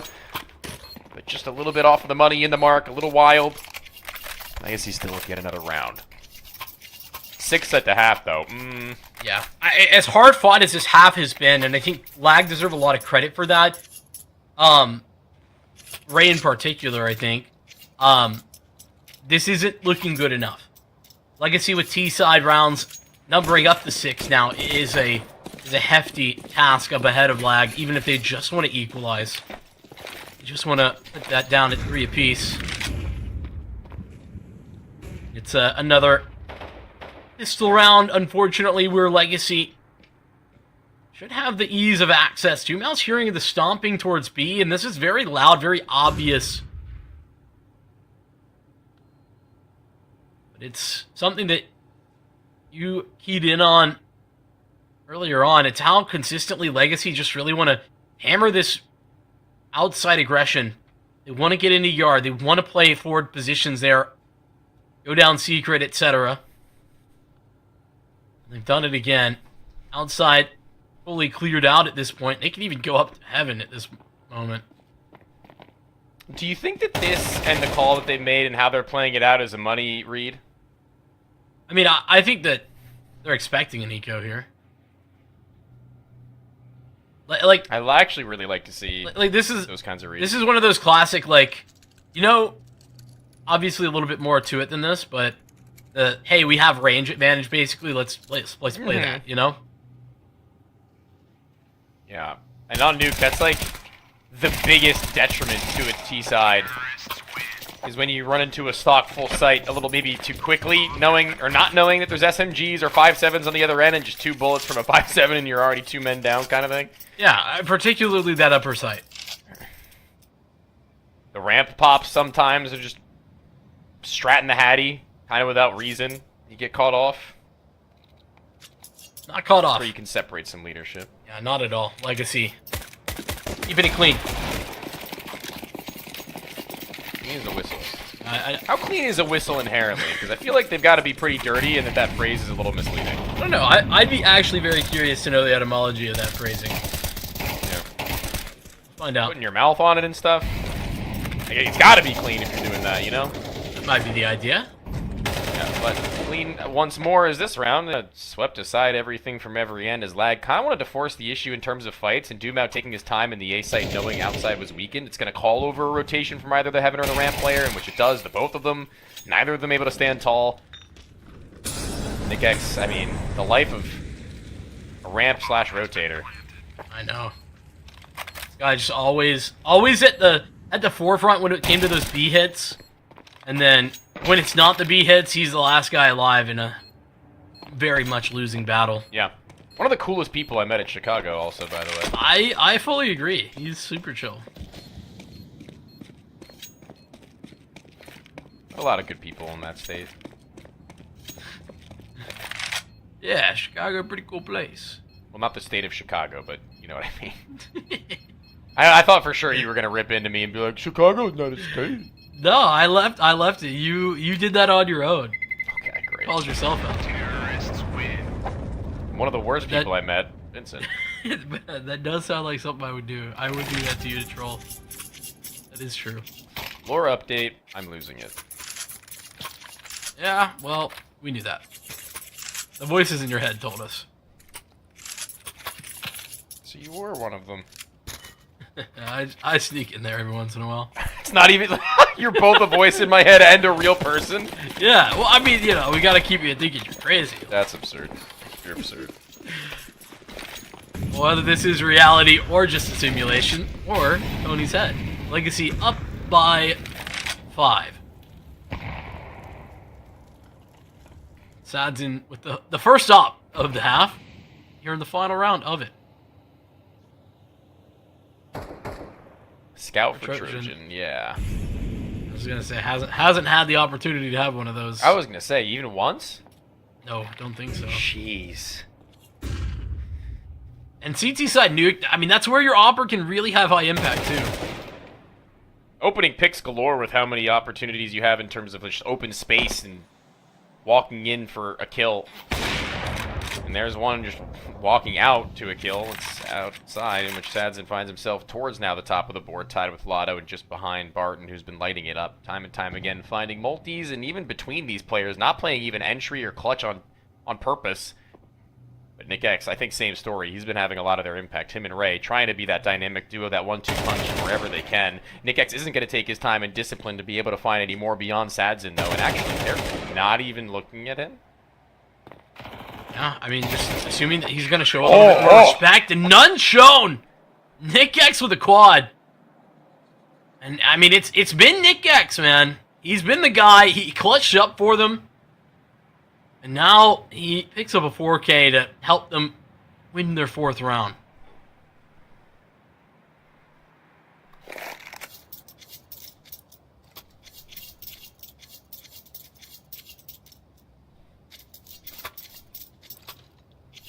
Four rounds, though. Not enough, really. Simply put. Get that op into Sadson's hands and give him the opportunity to have that same level that we were discussing a moment ago in terms of impact and options. He'll take fights wherever he so pleases, knowing that he can get up in their faces when they can do nothing about it. Getting up in their faces is Dumal first. He wants them. Those flashes are so damn effective, and what? I'm gonna be honest. Dumal is one of the best players with the dualies Are any we point. serious? Yeah, I'm serious. It's for real. No, yeah, I'm not talking about you. I'm talking about the fact that throws 360 into a wall, reloading and getting off another headshot. What the hell is this? Also has the best dually skin I've ever seen. It almost looks like he's bending bullets, man. He is bending them to his will. I'm telling you, he is goated with these weapons. Oh my god. Does he have a DPI button he presses? He just looks into the wall and just goes, snap! Right back. He might. Crazy, man. Well, I'm gonna be feeling the same way. Crazy round from these legacy guys, Dumal in particular. Getting into the meat grinder of ramp. Waggle. Take the eco, but not like the whole eco. They're on upgraded pistols for everybody. I don't know that they can, like, super afford that. Like, they can, you know? Just like I can afford to go get food every day. Like, I can do that, but then my wallet hates me. And I hate you. and Tony hates me. For some reason. Unrelated. Also completely and utterly related. Yucky, this is... What a gross little setup. Yeah. I'm disgusted on behalf of Lag, and by disgusted I mean it's beautiful from Legacy. What an ooey little gross setup they have. Got any more adjectives you want to add to that? Or onomatopoeia? Onomatopoeia. Isn't that what that is? Is it? Like blam? Yeah, I guess, yeah. I mean, I don't know. Loathsome, foul, repelling, revolting, unpleasant, distasteful. I'm detestable, impressed. Is it a wide funky, breadth of words? gruesome, hideous. I think I ran out. I'm impressed though. Good stuff. Thanks, dude. Legacy, pretty Wish I could think of those words on the spot, though. Sorry. Yeah. Well, I put you on the spot. You delivered. Legacy, been delivering all the way through. Starts this round at 60 HP. Nasty. Ridiculous shot. Sadzin able to convert onto a little bit more. Ray, a shining light, oftentimes alongside Nick X, has clawed this back, but it's still a man disadvantage, but maybe only temporary. He'd blown away. Ray still survives.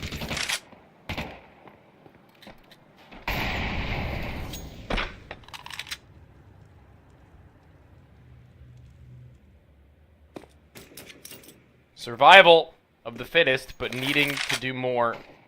Push things even further beyond. Barton practically staring into the soul of Trojan through that wall. He smells him. He made aware of the sweat dripping from these guys as they realize that it's kind of now or never in many ways. Ray being given opportunity and patiently tapping under the cross towards under heaven, and I like to see, honestly, how slow and controlled he was in that regard. The Molly, though, plumes in the middle of the air, nobody going to be affected by it, nobody can put on notice, but Lado not peeking with that flashbang instantly. That's got to be an interesting case for the T's as they think that it may be clear. The both of them not looking at it any longer than Matt and Ray can only do so much with two positions made known but caught between the cross of them. Legacy currently putting together, they're just showing their class right now. You have Barton, who is, we talked about the amount of stars that are on this team. I actually think Barton has looked really good. He has had some crazy games for this team, but he's not even like the star core of this team, and he's the one who's leading the charge at 18-8. You know, I mean, and to be fair, a lot of those were ecos, but I don't care. We love some ecos out here. I hated it. Okay, I love some ecos out here. Like, just trying to pick up the pace, and honestly, Dumal controlled that spray really effectively at first, and I can't believe he lost it. Looked like a double, not so. AK, oh, Lotto tapped away his Trojan. He's all gone, and he wants more. It's looking like a perfect control there for Lotto, but again, it loses track. And opens up the B site for Lag right back. just sit and wait and hold to where they're going to have to funnel into them. Sooner rather than later, these CTs are going to be logging out utility and need their guns out in preparation for a duel. I think Sadson, more than anything else, is going to have to start posting onto something, because the line that he holds is going to be one of the most important, and they've not yet made their way out through either one of these 2 doors. I think it's done. I think they'll save Yeah, it, they're out to of be time. honest with you. I don't know why they're sticking their nose into this. I mean, hold on, if they're Because they fast won. enough. Wait, yeah. Oh my god. I don't know if they won. No, they did. I have trust issues now. Cole was so certain last night, then they lost. He does that to me every now and then, and I get scared. But you were right. Legacy with the right call as well. And yeah, I mean, I was with you. Like, it's so late they move into there, and I think you keyed on it correctly, where Sadson needed to be posted on something. That was the problem, but it was actually lag throwing good utility that stopped them from doing that. I mean, constant maneuvering of Molotovs, flashes, and utility to make that very difficult for Legacy.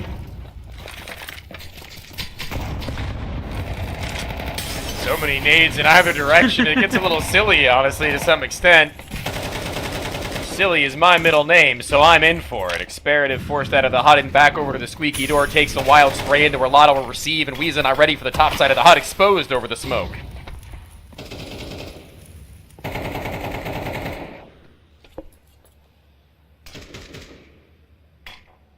Martin getting that trade back equals so much for Legacy.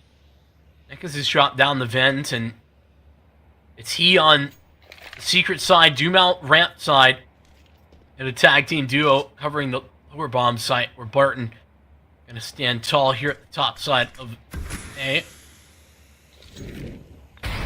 Lag really unsure right now of where they want to go. They've got yard control, but this wants to be an A-pop.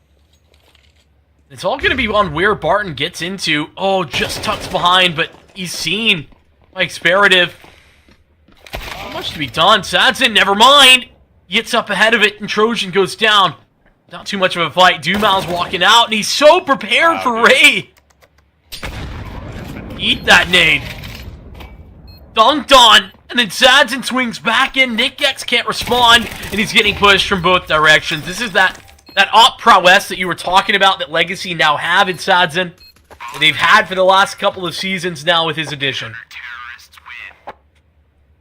With his addition, they find their success where it needs to be, as convincing as it needs to be, as that nuke seemed like it was theirs from top to bottom, beginning to end, and frankly, Barton being one of the least called upon players for this team in terms of expected firepower, in terms of expected stardom, blew them out of the water with above 100 ADR to close out. The rest, now given maybe a little bit of smooth sailing into the second map. Before we head into that, Anubis, we're going to have Dugade wrap up Nuke just that little bit, maybe give you a preview as to what's to come. Oh man, what a showing out of Legacy. It's not anything from out of the ordinary than we were expecting. We were really looking for Legacy to have themselves a successful map there, and they certainly did. We knew coming into this lag we're going to be on the weaker foot. This is one of the maps that they don't play very often. They've only had one map of it in recorded history here for the past 3 months. So when it comes down to it, it was just something that I was like, well, lag are going to look weak here. They're really going to need to look at map 2 if they have a fighting chance in the series to try and progress forward. Either way, it was a somewhat decent showing. They're definitely going to be looking forward to this map to say, okay, so there are some rounds that we were able to find success on our CT side. We've got to figure out what the remedy is in order to really try and pull that out a bit more, and then possibly find some on RT as well. But that's going to be down the line, and hopefully Lag can revamp their map pool a little bit more to where we're going to be looking at Nuke being a part of it. Of course, it's going to be a long road ahead of them. It was a rather pitiful experience seeing them play that, but that is just the way it goes on a map for a team that doesn't play it. So that's Nuke kind of done and dusted. Legacy, strong showing as always, but now we're looking at map 2. Map 2, on the other hand, is going to be a bit more of a fight, in my guess. Lag, this is something that they play quite a bit. They have 17 maps played over the past 3 months, not all of which is successful, but they've definitely had themselves some good showings. Their most recent win win was against Akimbo in CCT. So definitely they're going to be looking towards that and saying, okay, what worked there and how can we leverage that to go ahead and fight off Legacy. It's going to be a hard-fought battle to do so, but definitely it should be a bit more of something than we saw on New. But folks, without further ado, we have ourselves about 5 to 10 minute break, so don't go anywhere. We'll be back in a flash.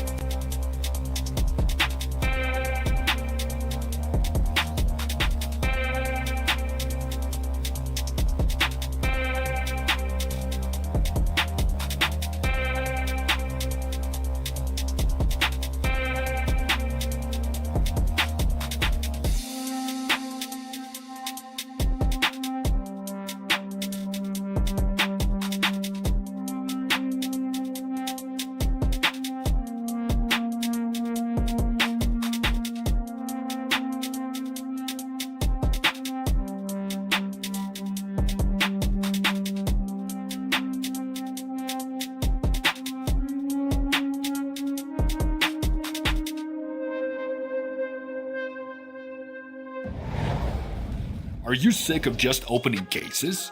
Join the events! At each event, you can find special cases from which tokens fall. Tokens are your ticket into a world of unique awards. For tokens, you can buy a skin, premium, or special balance. Try your luck in the skin generator. Also, you can leave your tokens at the token vault, and the more tokens you keep, the better skin you'll get. Add variety to opening cases with Hellcase. Do you have any unnecessary skins or want to sell them? Try Skin Place. Visit the website, select the skins you want to use. Easily fill your Steam trade link.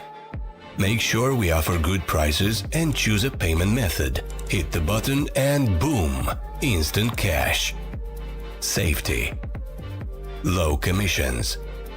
Instant payouts. Skin Place. Skin Place launching an event with a total prize pool of $10,000 in honor of our first anniversary.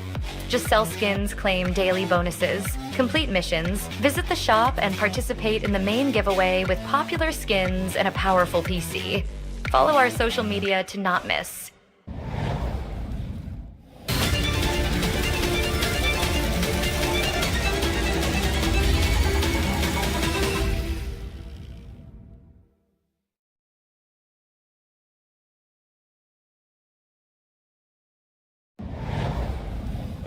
Alrighty, ladies and gentlemen, welcome on back. It is that time for us to get into map number 2 here in just a little bit. Of course, we saw an outstanding performance out of Legacy, finishing out that map 13-4 on the map of Nuke. Now we're heading on to Anubis and Lag's best bet of getting into this series.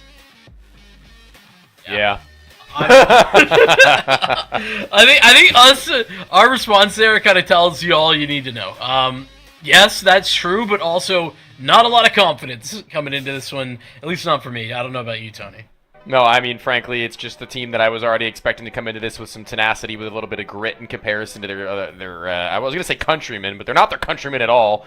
They're just the people that they're trying to blend in with before they realize that they've been amongst gods this whole time, in which Legacy are looking to ascend themselves to that next level in both CCT, in both, regional North American Counter-Strike. I think that they've just done a really good job of showing that they still are a cut above.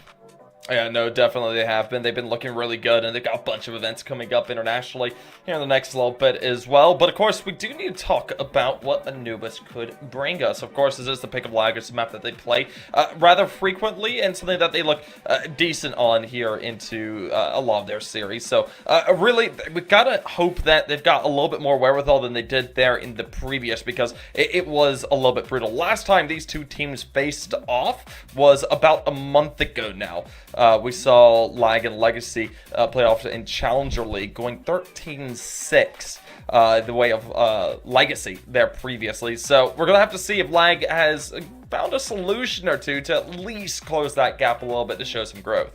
It wasn't a month ago. It was just 2 weeks ago, actually. It wasn't long. And yeah, that 13-6, I don't know. Listen, I think it's possible that Lag are going to show some growth here, but I think they've got, there's so many, problems that they have been having to deal with, as in get things prepped on all these different maps and trying to get everybody up to speed. I just think that trying to worry about a loss that they probably anticipated to Legacy in Challenger League probably wasn't on the on the docket, at least not high on the priority list for lag in their practice. At least that's not what I'm thinking.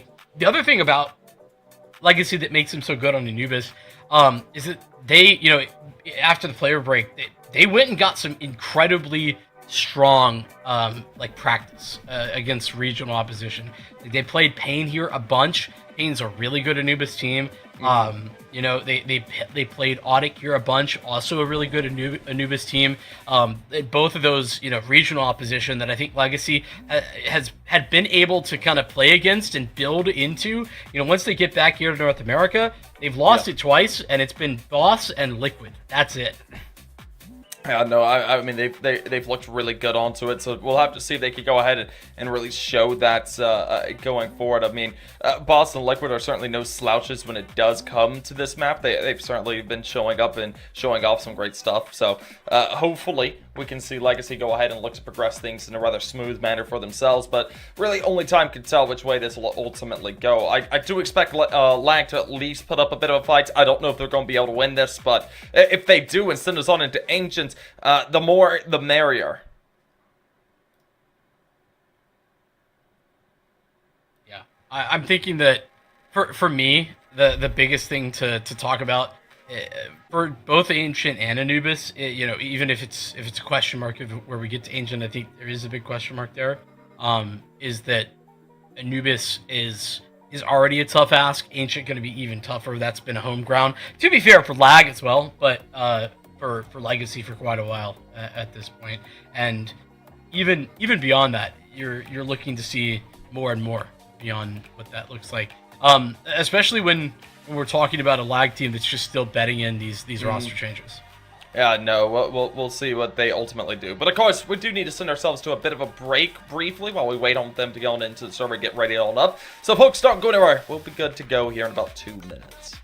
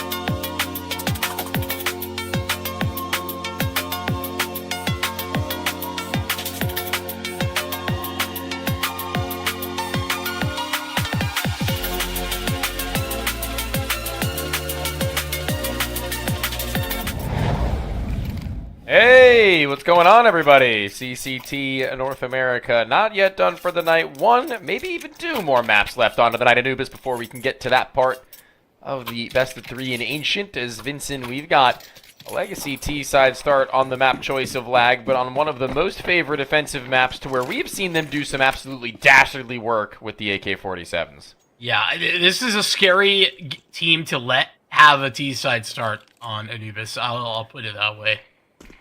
Lag, pretty strong over on the A-bomb site.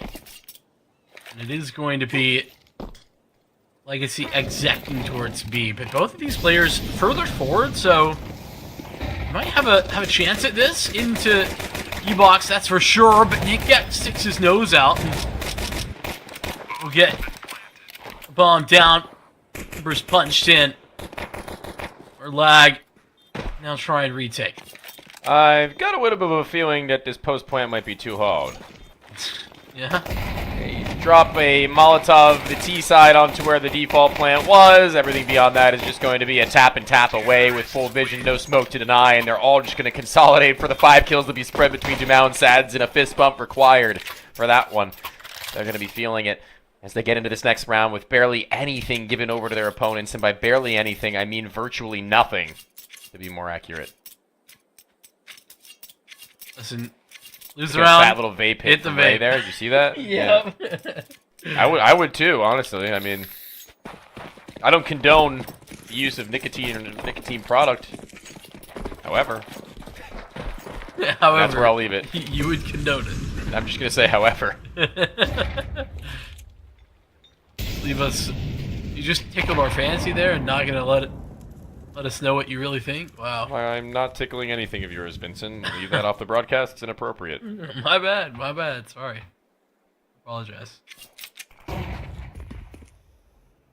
the A-bomb site that will tickle Legacy. He's just not ready. No, he's not prepared at all. And, I mean, pretty much nobody ready for what Ekis is putting together. Running amok. Bullied into the open line from Lotto. It's actually crazy how quickly and quietly they had gotten into that A-main, or rather A-con pressure. Where Nek's a single flashbang was all that was heard from him to get to that point. And Weezer just gets a little spooked. Bloop.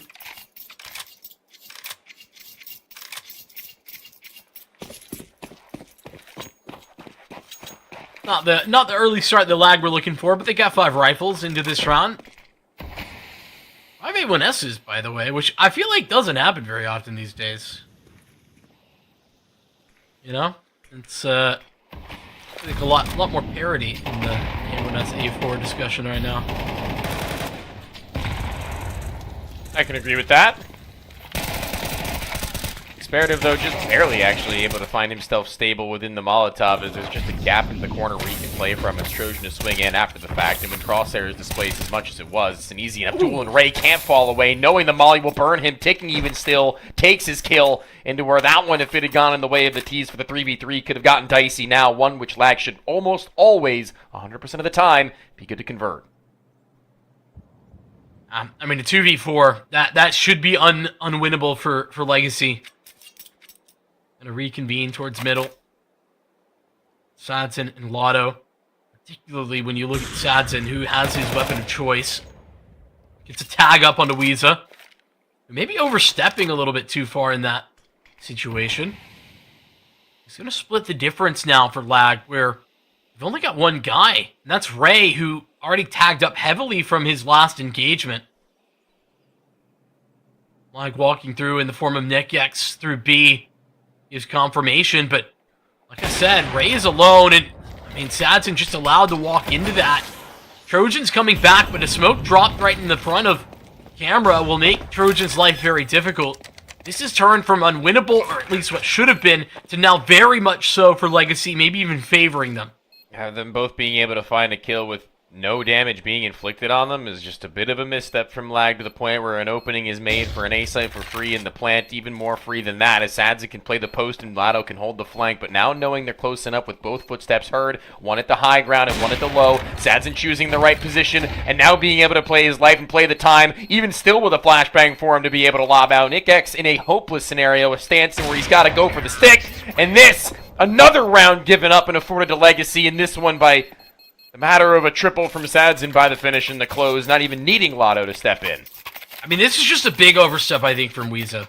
I don't think that there's any reason to be so committed right towards mid. Especially when, listen, Ray's low HP, that's understandable. And maybe in looking for information, that's really the key that Weeza's looking for. But at the end of the day, he gives himself up for free where there's no opportunity of a response. And it splits Lag down the middle.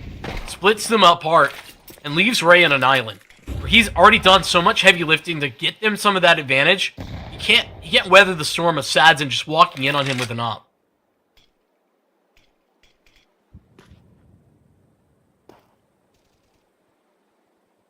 That's so smooth in that regard, and where he doesn't really seem to be rattled by the situation ahead of him.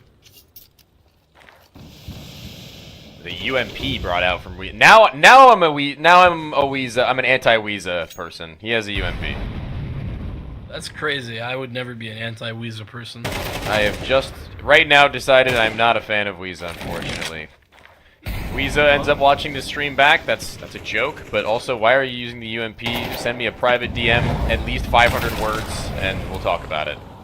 All right. Well, sorry. I just got brainwashed. I don't remember what I was just talking about. It's a 5-7 from Ray, and he's right up in the face of a pair of players in which he's found the both of them.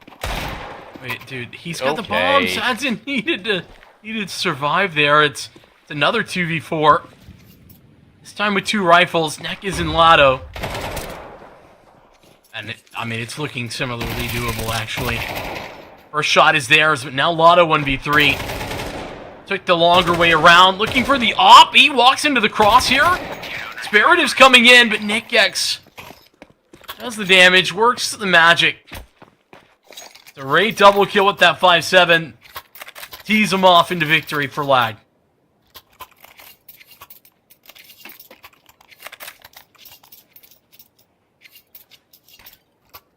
That's one way to do it. Certainly situation where it was obviously a gun round v guns in the one that had gone to the 2v4 favoring Legacy, or excuse me, favoring Lag, right? But that one a little bit different in nature.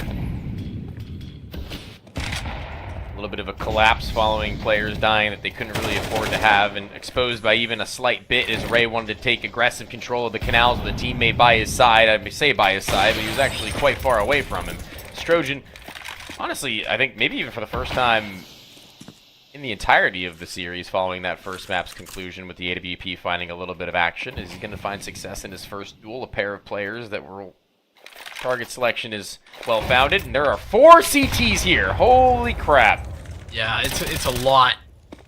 But, I mean, this is where I think they lost in that previous round, or not the previous one, but the other 2 on 4, where they didn't pay enough respect. They played separated, and it was their undoing. So, playing together, even if it's a little bit further committed than I would have thought, is very reasonable. Sadson, though, punches in the numbers and then escapes to tell the tale. And it's a flank that's formulating. The form of Neck is, how long does he wait to pull this trigger? Oh, a little bit shaky, but it'll be Lotto coming through as well. Sadson can now get active. All 3 of these Legacy members still alive, and Neck is holding the line. He's not swinging. Yeah, I love that he's just not swinging. This is the hands-off keyboard wins you the round maneuver. It's a temple vacation, man. He just sit there for the whole time and leading them along on a string as to what his next move might be. It's to making no moves at all and actually somehow surviving. They actually scattered really quickly away from that bomb site as to not go up with it. That's a bigger win than many may realize as well, considering how we're kind of broke and still kind of are Legacy, where the buyback from Lag is still going to be prevalent. Neckers and Barton both had a pistol in that round. That's how broke they were. Yep. Two broke girls, except those girls are Brazilian Counter-Strike bros. Is that a new thing, the Counter-Strike bros? You know how there's like tech bros, Two broke bros, crypto bros, oh, CS Counter-Strike bros? bros? Yeah. Are we making that a thing? I'd actually rather not, so I take it back. Okay. I was just checking. The bros be broing and lag, unfortunately. Not out for some success, at least not sustained success. That double kill from Ray into the victories from Nick X, a duo that were so reliable on Nuke. Gotta be one of my favorite things in Counter-Strike is the trade of mollies, though, in E-Box.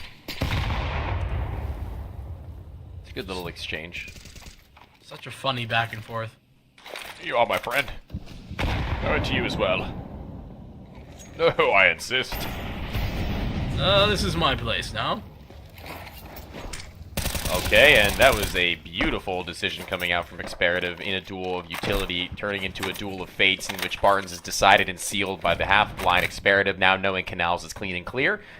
Where else are you to go, Legacy? Your time is really not about you, as they've got to kind of pop into this B site at this point. All three in the direction of making it happen, but all three of Lag, who were normally that site's defenders, now able to stop them in their tracks. As Lado is already done for, Dumao eventually trying to spray one out, and wildly Sadson finds his.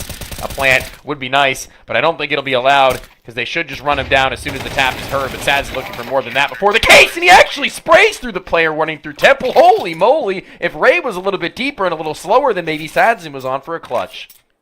Yeah, that's a crazy adjustment made for Sadson, the AWP player on the AK instead. I mean, he had the AK for a lot of that nuke half on the T side. Oh, yeah. And was quite the proficient one with it. It'll tee up a Legacy tack pause, actually. A little bit of lag fortune will be enough to pull them back. And listen, you can say what you will about lag, but they might not be in the lead here, but they have had multiple early round leads where, you know, they are even 2 players up, and that's not always been enough to give them the win, unfortunately, but I think that the early fights have been their advantage almost exclusively.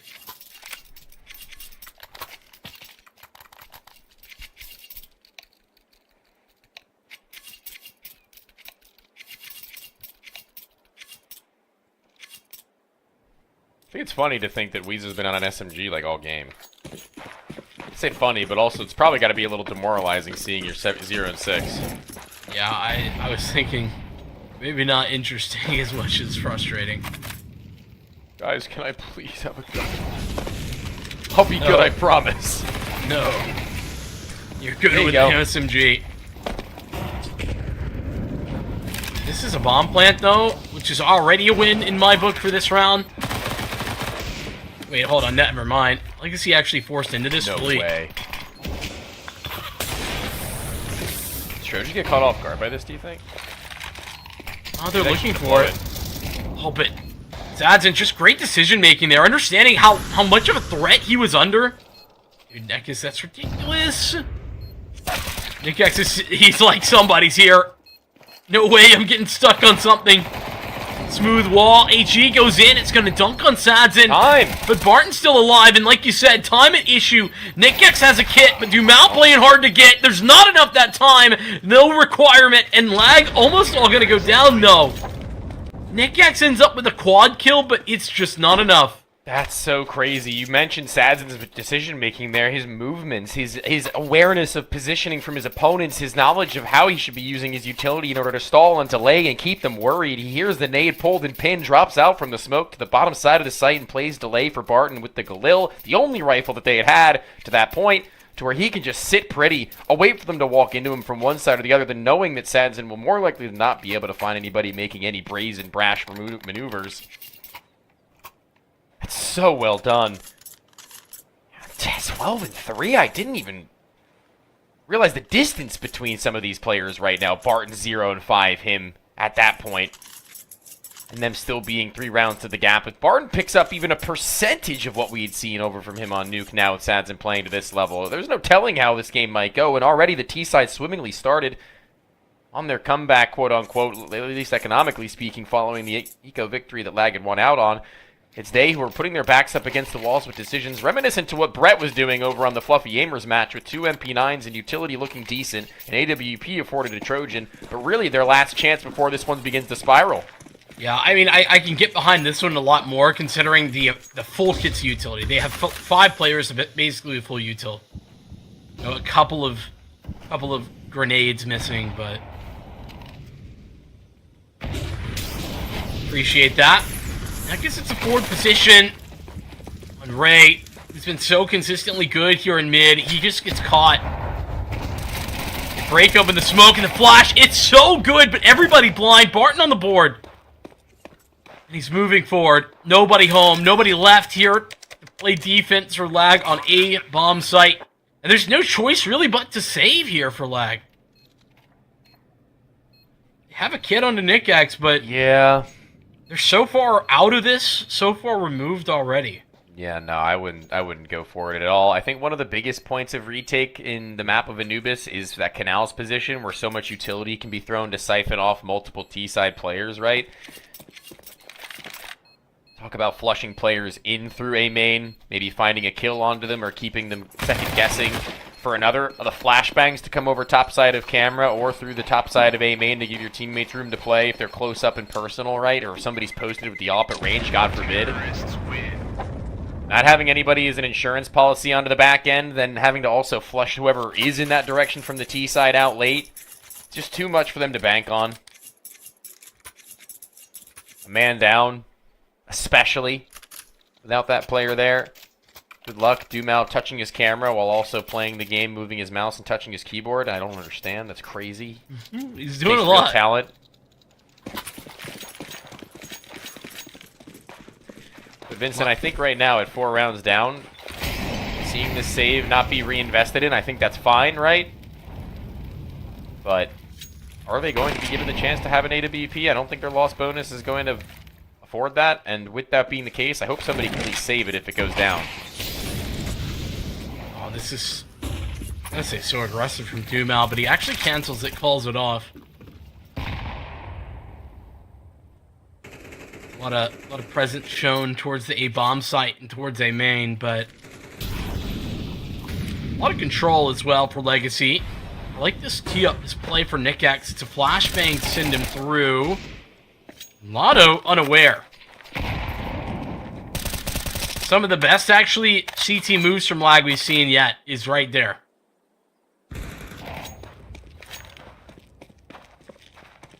Nick hightailing it back.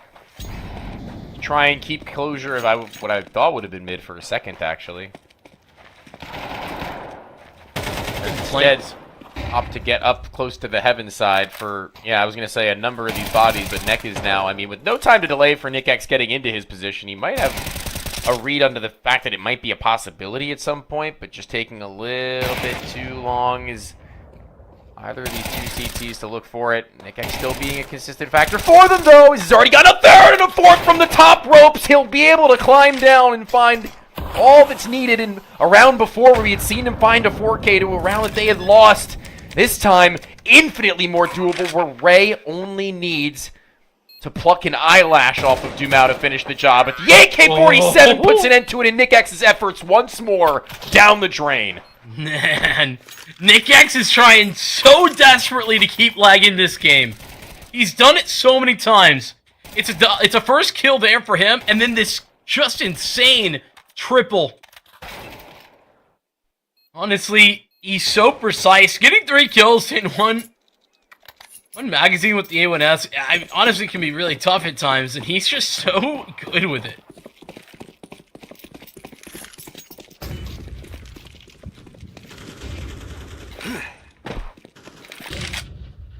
I don't even know how you really recover from that one if you're Lag. Like, that just felt like the most winnable situation that could have been clawed back. I mean, 10 HP on Dumao.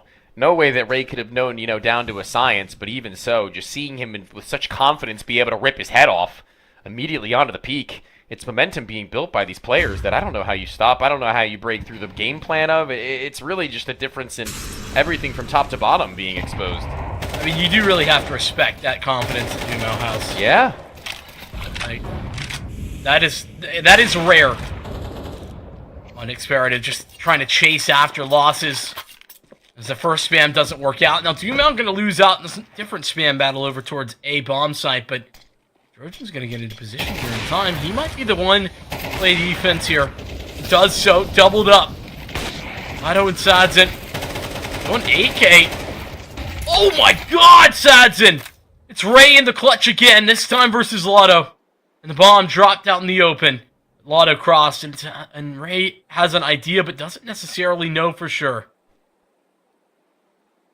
I said seeing isn't believing before, Vincent, but right now it's going to have to be seen from Ray if there will be a chance into this game that what continues to sink deeper and deeper into the pit that is Legacy's round count that drowns them out once again. Holy moly, it's just these very tight scenarios where, I mean, unfairly so, but also positions where he kind of needs to deliver Ray is being put into. Yeah, I mean, those situations for Ray, those are winnable, definitely, and I think you expect him to probably win one of those 2 rounds. One of the many in this series, maybe even. Yeah, but I mean, at the same time... It's never easy, it's never easy. Yeah, like, you got Lotto and Dumal like, on the other side of that. Those are 2 players... Oh my. Yeah, I agree. Oh my. I don't even... That is an accurate statement. Now, they're going to go into this A-bomb site with 2 players here. It's not going to be a problem at all.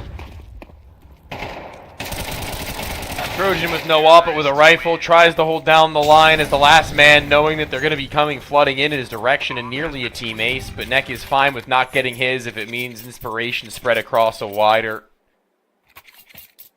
audience is rallying to the close. 4 to do it. Legacy on the Anubis T side delivering as much as needed. I will say that anything more than this would have been excellent. But this is like the mark I would have come to expect where Lag are still making this competitive. I'm not going to say that this is like an absolute blowout by all measures, right? But just being outclassed in each of these divisions where there are still players stepping up from Lag. The game plan is certainly there. It's just, how do you shoot back to this? I don't know if I agree. I think they're getting blown up pretty bad. I think they're getting called off on a lot of early timings, to be honest with you. I mean, they are. They absolutely are. And some of these rounds have been close. Obviously, what is it, 3 1v1s? And then you talk about Lag. The real kicker for Lag in this half is that beginning of this half, they have multiple 3v5 or 5-on-3, 4-on-2 scenarios that end up in losses, 4-on-3s as well. I'm thinking of 3 specific situations. Those are the rounds that I think will really hurt the mental. And after that, that is when Legacy are just, you know, getting so aggressive, getting so far forward, and they're catching Lag on timings. Yeah, but that's because Lag just never expecting Legacy to be pushing forward that quickly. I don't really blame them. This is like matchmaking pace with professional level. What's the word? Aim? No. Rain? Kind of all of it, I guess. Just professional level everything with the pace of a matchmaking team. Like, the utility is well enough placed. Again, we were talking about it on Nuke. The spacing of their T-side pushes were well done. Kind of everything looked like everybody knew what their job was in each of these maneuvers, where it wasn't just like, let's rush A, right? Yeah. Like, they've experienced this so many a time before where they know how to play reactively. They know how to play off of maybe their first player dying or the player on the flank or lurk being passed. It's what happens when you're well drilled, like I was saying on Nuke. So well drilled. Okay. Yeah, okay, Sadzin. And like that. And like that. So basically, we're Sadzin. So basically, we're godlike. A lot of... And we're dead. Dude, what a crazy good read as well. And he's dead. Or not. Wait, hold They on. got off the bomb. Yeah, they got off the bomb indeed. They had to. And it might not matter. Lotto's still good for the clutch. Is there time? Is there a kit? There's no kit, but there is time. Oh, yeah, yeah. Hmm? Okay. I was confident the first time. Yeah.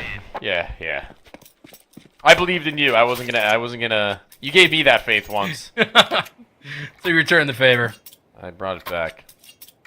Legacy, not giving Lag any favors. There's no favors handed over. Oh no. First time in ages also that Dumal doesn't have the dualies there. I was mentioning how good he is with them. A lot of times he's the guy on A. You know, the classic, like, tee up the flash, pillar guy with dualies, swing on flash. But he wasn't there. Lotto utilizing them to perfection. This is because they weren't going for that A play, I think.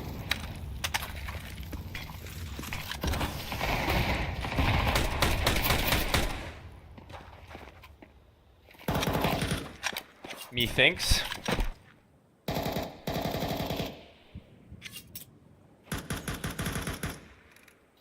Methinks. Buffering? No, I was just adding what you said, like I was just saying methinks, like. That was I it. thought you had the brain lag right there. Oh, no. But, I mean, not so much lag right now, being slow about this, is a minute down and they've already gotten themselves into B, and on the T side, some actual pace to this one in which their buy had to come through if they wanted a shot in it, and Anubis starting to lose their grasp. A similar position where Experiment found himself alive and not burning from a molly. It's so coincidental, but even still, one shot is all that it'll take from Trojan, knowing that he's there. And a low HP Wheeze and a low HP Lotto, that one of the two of them is going to have to be better than the other, and Lotto the one. I mean, that's just super well handled when you're talking about Legacy. Lotto understanding that he's got the low HP. Wait, he's got the new M4 too? This guy's got everything. Been out for like a day. 2 days, actually. Just say you're broke. I'm broke. Why'd you say that? You made me do it. You actually made me. Is that all I had to say? That's all I had to say to make you do a thing? I mean, you had a gun to my head, but... Oh, whoops. Wasn't supposed to say that part. In the video game. That's right. 12-2 is... I mean, I'm going to say probably done here at some point soon. Even if it's not this round. Yeah, probably done. You donezo. You donezo, pal.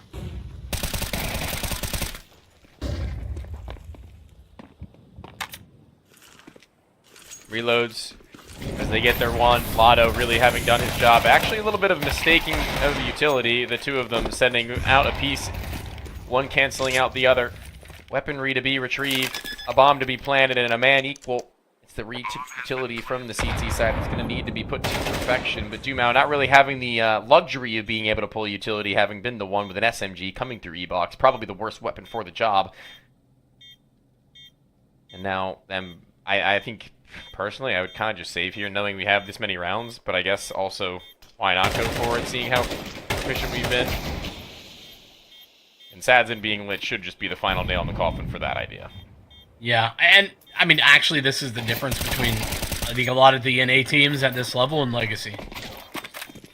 When to call a save like this, and say, yeah, let's play the numbers game. We have those rounds to work with, like you're saying.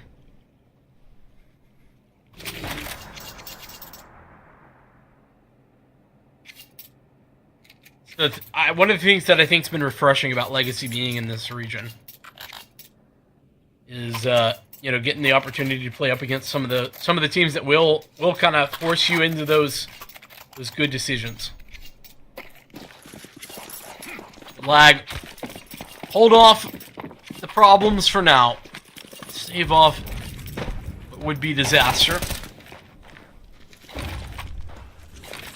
I'm gonna be honest, I felt like Lag were in trouble when I watched them play against Akimbo, who had their like player manager Mike in. Against who, I'm sorry? Akimbo.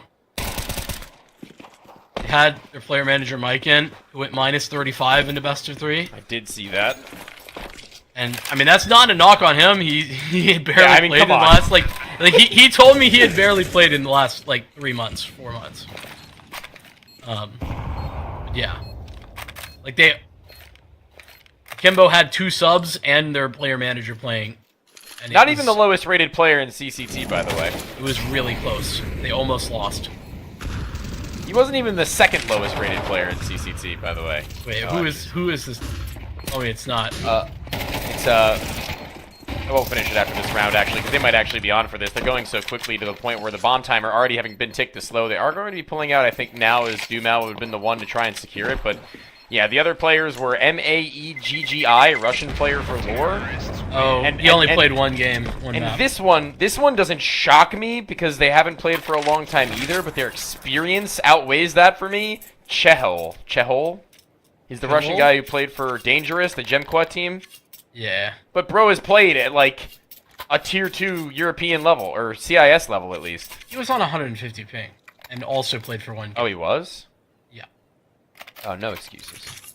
He was playing against Soul Goat, anyway. Yeah. Okay, we're not hating, but also I thought it might have been so good. You were gonna pull out there. I was hoping that you would be ready for it, and indeed you were, but ready for this A pressure, maybe Legacy are not, as 8 rounds to go before that overtime gets forced. Legacy have a long time to await the return of their full money being rightfully given back and restored. I mean, big moments from Trojan here. I mean, he's had a late resurgence to this map. But, I mean, that's a triple entry, and those legit frags. He's picking up. Experative stepping forward into the AK-47 of Barton is going to help him.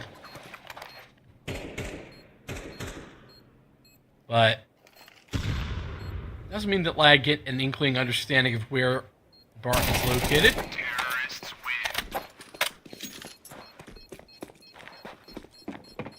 I say it day in and day out. Cast in, cast out. Yep. Every best of 3. I simply can't believe that. I mean, it might be by their own choosing, and I believe at least by Dumao's measure it is. I can't believe that these players have been passed up by like a Furia for this long. Dumao decided to turn down Furia? I'm pretty sure Fallen wanted Dumao on his Furia. Or it might have been Imperial. But I'm almost 100% sure Fallen wanted Dumao on his Furia. I could be wrong. That would be crazy. There's no way. I don't know that. I'm pretty sure. Oh no! I'm actually misremembering 100%. 100%. It was MIBR. Fallen's MIBR. That I can understand a little bit more. Yeah, it was. He was talking about like Venom, Zera, Dumao, and then I forget who they eventually got. Oh, so we're talking about like impossible things that could never happen. I mean, at the time, he could have, I think Dumao actually declined a Liquid offer in favor of joining 0-0 Nation. I mean, that's reasonable. Brother just... I want Brother to have a shot somewhere at some point. Somewhere. Yeah, he's got one. It's called Legacy, alright, buddy? Yeah, well, I mean, I want to see Legacy, like, winning majors with Dumao. I want to see Dumao on the stage. Yeah, alright, buddy. They're gotta be safe. Or Sadze, actually. Sadze, actually. Those two as a pair, I feel like, could, like, top Brazil at some point. Yeah, I mean, I agree with that. I mean, I think that there's a lot to that. Imagine, like, a point in history or a point in time where Queserado becomes experienced enough where he can become, like, autonomous and fit into a system. You get, like, a mediumly experienced IGL, you get Sadson and Dumao, and then you get, like, a veteran. To whatever point in history this may be, in, I don't know, a year or two down the line, 3 years down the line. It's probably going to be Cold Zero on Red Canid, so let's be real. I mean, yeah, it could very well be. Honestly, at this point, with how he's been playing recently, either of the two, Phelps or Vinny, could give me some vibes for that. I think Vinny as an IGL is slightly underrated. Slightly. And then Phelps could be your, your experience. Yeah, your experience piece. And then Phelps and Queserado might trip. I don't know. We'll see. I'm theory crafting a little bit, but we can do that at any point in time. Right now, and right here, we've got map and series points still on the line for Legacy now with their first buy back in a long enough time, and the longest time they've had an op for Sadson to have his level of impact he'd like to. Yeah, I mean, he's still farming, but... Wasted Molly. Yeah, a couple of those, actually. In that location in particular. Was it 2? I thought it was 2. I'm just talking about a couple that we've seen. I don't know if it was two coming in at that moment. Oh my goodness, Barton and Experative shoulder to shoulder. Back to back, and they're right here too. Oh my gosh. Both Trojan and Experative had to look at it. No. Oh, Experative doesn't check. How is this allowed to happen? How long? Gonna wait? Oh my god, Trojan, what a reaction, dude. It's so easy for Trojan to just get back in the E-box there too. Because that's the post-plant position that, would make a lot of sense. Ekis could have played spoiler. He doesn't. We're going the distance here, actually. Legacy having some trouble closing out. The CT side of Anubis and what lag can do on it. It's pretty impressive. For them to still be kicking after a 10-2 half like that. Especially when they lose the pistol. Terrorists win.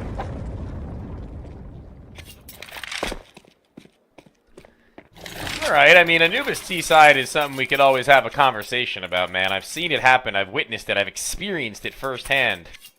The kinds of comebacks that can happen on this map. I mean, like, it's gonna get to the point in my life where I'm gonna start casting later and later into my years if Anubis is still in the pool and recollect my first LAN playoff. Like, constantly, every single time it's spoken about. But, dude, we were so close from exactly the scoreline that actually Lag are coming back from right now. We were one round away from pushing overtime. Got into our post plant and trolled. And that kind of stuff happens all the time, where you're just finding yourself in a flow state, right? You find yourself making every right decision, every right call. Play is so well orchestrated across 5 players. And one slip up, the whole thing comes tumbling down like a house of cards. Yeah, it is such a tentative hold that you have on this map regarding the CT side.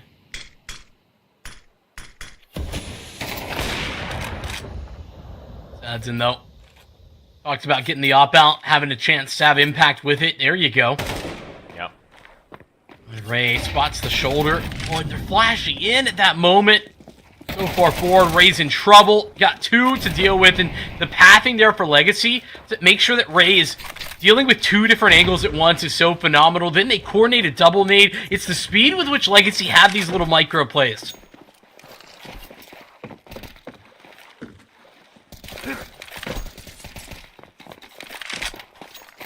At this point, it's looking like Experative and Weeza about to be sent to the infirmary, or maybe worse than that. No stretcher, it's straight to the morgue. Goodbye, Weeza. Goodbye, Experative, and hello to a berth into the semifinals, and rightfully so, for a dominant Legacy from beginnings to ends in map 1 of Nuke into 2 of Anubis. Yeah, all the way through. Legacy looking like the better team, looking like they are playing like they are the team to beat in this tournament, and now they are. I mean, all of the favorites gone. Legacy the only one to stand tall out of these quarterfinals. Yeah, and I mean, talk about standing tall. It was a beautiful display coming out from Sadzin on map number 2. It was an absolutely masterful map number 1 from Dumal and Barton, a practical tag team. And speaking of tag teams, to you and I who've been a duo this whole time, why not make it a trio and bring Dugade back onto the desk? Oh yeah, no, that was quite the match. We did see Lag actually pull off some decent stuff once they got onto their T side. It was a bit of a kicker that they started off on their CT side. If they started on their T, this might have been a lot more competitive of a second map. And honestly, it looked like they had some things sort of figured out in the way they needed to at least give ourselves a little bit more of a convincing series. And hey, improvement is improvement over what they did previously. Of course, last time they lost 13-6, so 13-7. It's something at least, but you know, it is still the way of Legacy moving on. Of course, one of the things we do need to take a quick peek at is the bracket here, and to see what the semifinals have shaped up to be, because all of our semifinal matches are now decided. And Tony, what are you thinking about them? I mean, to be honest, before we talk about that, I think it's a super valid point you bring up about the T-side start of the Lag squad being maybe a better way of going about this. Maybe you look back at how they veto, even if they want to try and work that sort of methodology into it, I guess. But yeah, but Legacy against Fluffy AIMERS, that I hope to be a pretty banging match, and from what we had seen from the Fluffy Aimers, I expect it to go 3 maps, actually. Or at least I think that there's a very real opportunity for them to go that deep. Will it be a win for them? Not entirely sure, but Vincent, how do you feel about that, and how do you feel about following that Party Astronauts and Boss? Well, I mean, hey, man, listen, Legacy actually got beat last time Fluffy Aimers were playing against them. Yeah. So, as much as I would have said that should be a game that Legacy actually never loses, whether it be, like, I think for me, before that happened, I could have seen Fluffy Aimers taking a map, genuinely, but I would have said Legacy, that's a game they should never lose. That's called into question now, but that Party Astronauts Boss game, I mean, that's the key, that's the big semifinal for me. It's not that matchup in particular is so crazy exciting. I think it is exciting, but it's what it means to make a final for both of those teams, right? For Party Astronauts, you know, on a rebuild, they make these moves and they work perfectly, and then Boss, where they're building into this RMR, where they beat teams like NRG just now, but also where they beat out NRG, you know, that those names. Like Automatic, you know, you have major winners on that roster that aren't going to the RMR, and Boss is. I think that is what's so cool about that second semifinal. Yeah, no, it's definitely really cool to see it. The additions of P-Ping and OG Wizards seem to fit like a glove to a degree here for Party Astronaut. There's still kinks to work out, as there are with all new roster changes, but it seems like they could really start to really fill their own space out, and they're going to be a promising roster going into the future. So, of course, Boss just the same. So, hopefully, things really do pan out well here in the semis. Of course, we will be seeing those matches tomorrow, and are either one of you on it with me? I didn't check. Yeah. I don't know, dude. I'm there. Don't you worry.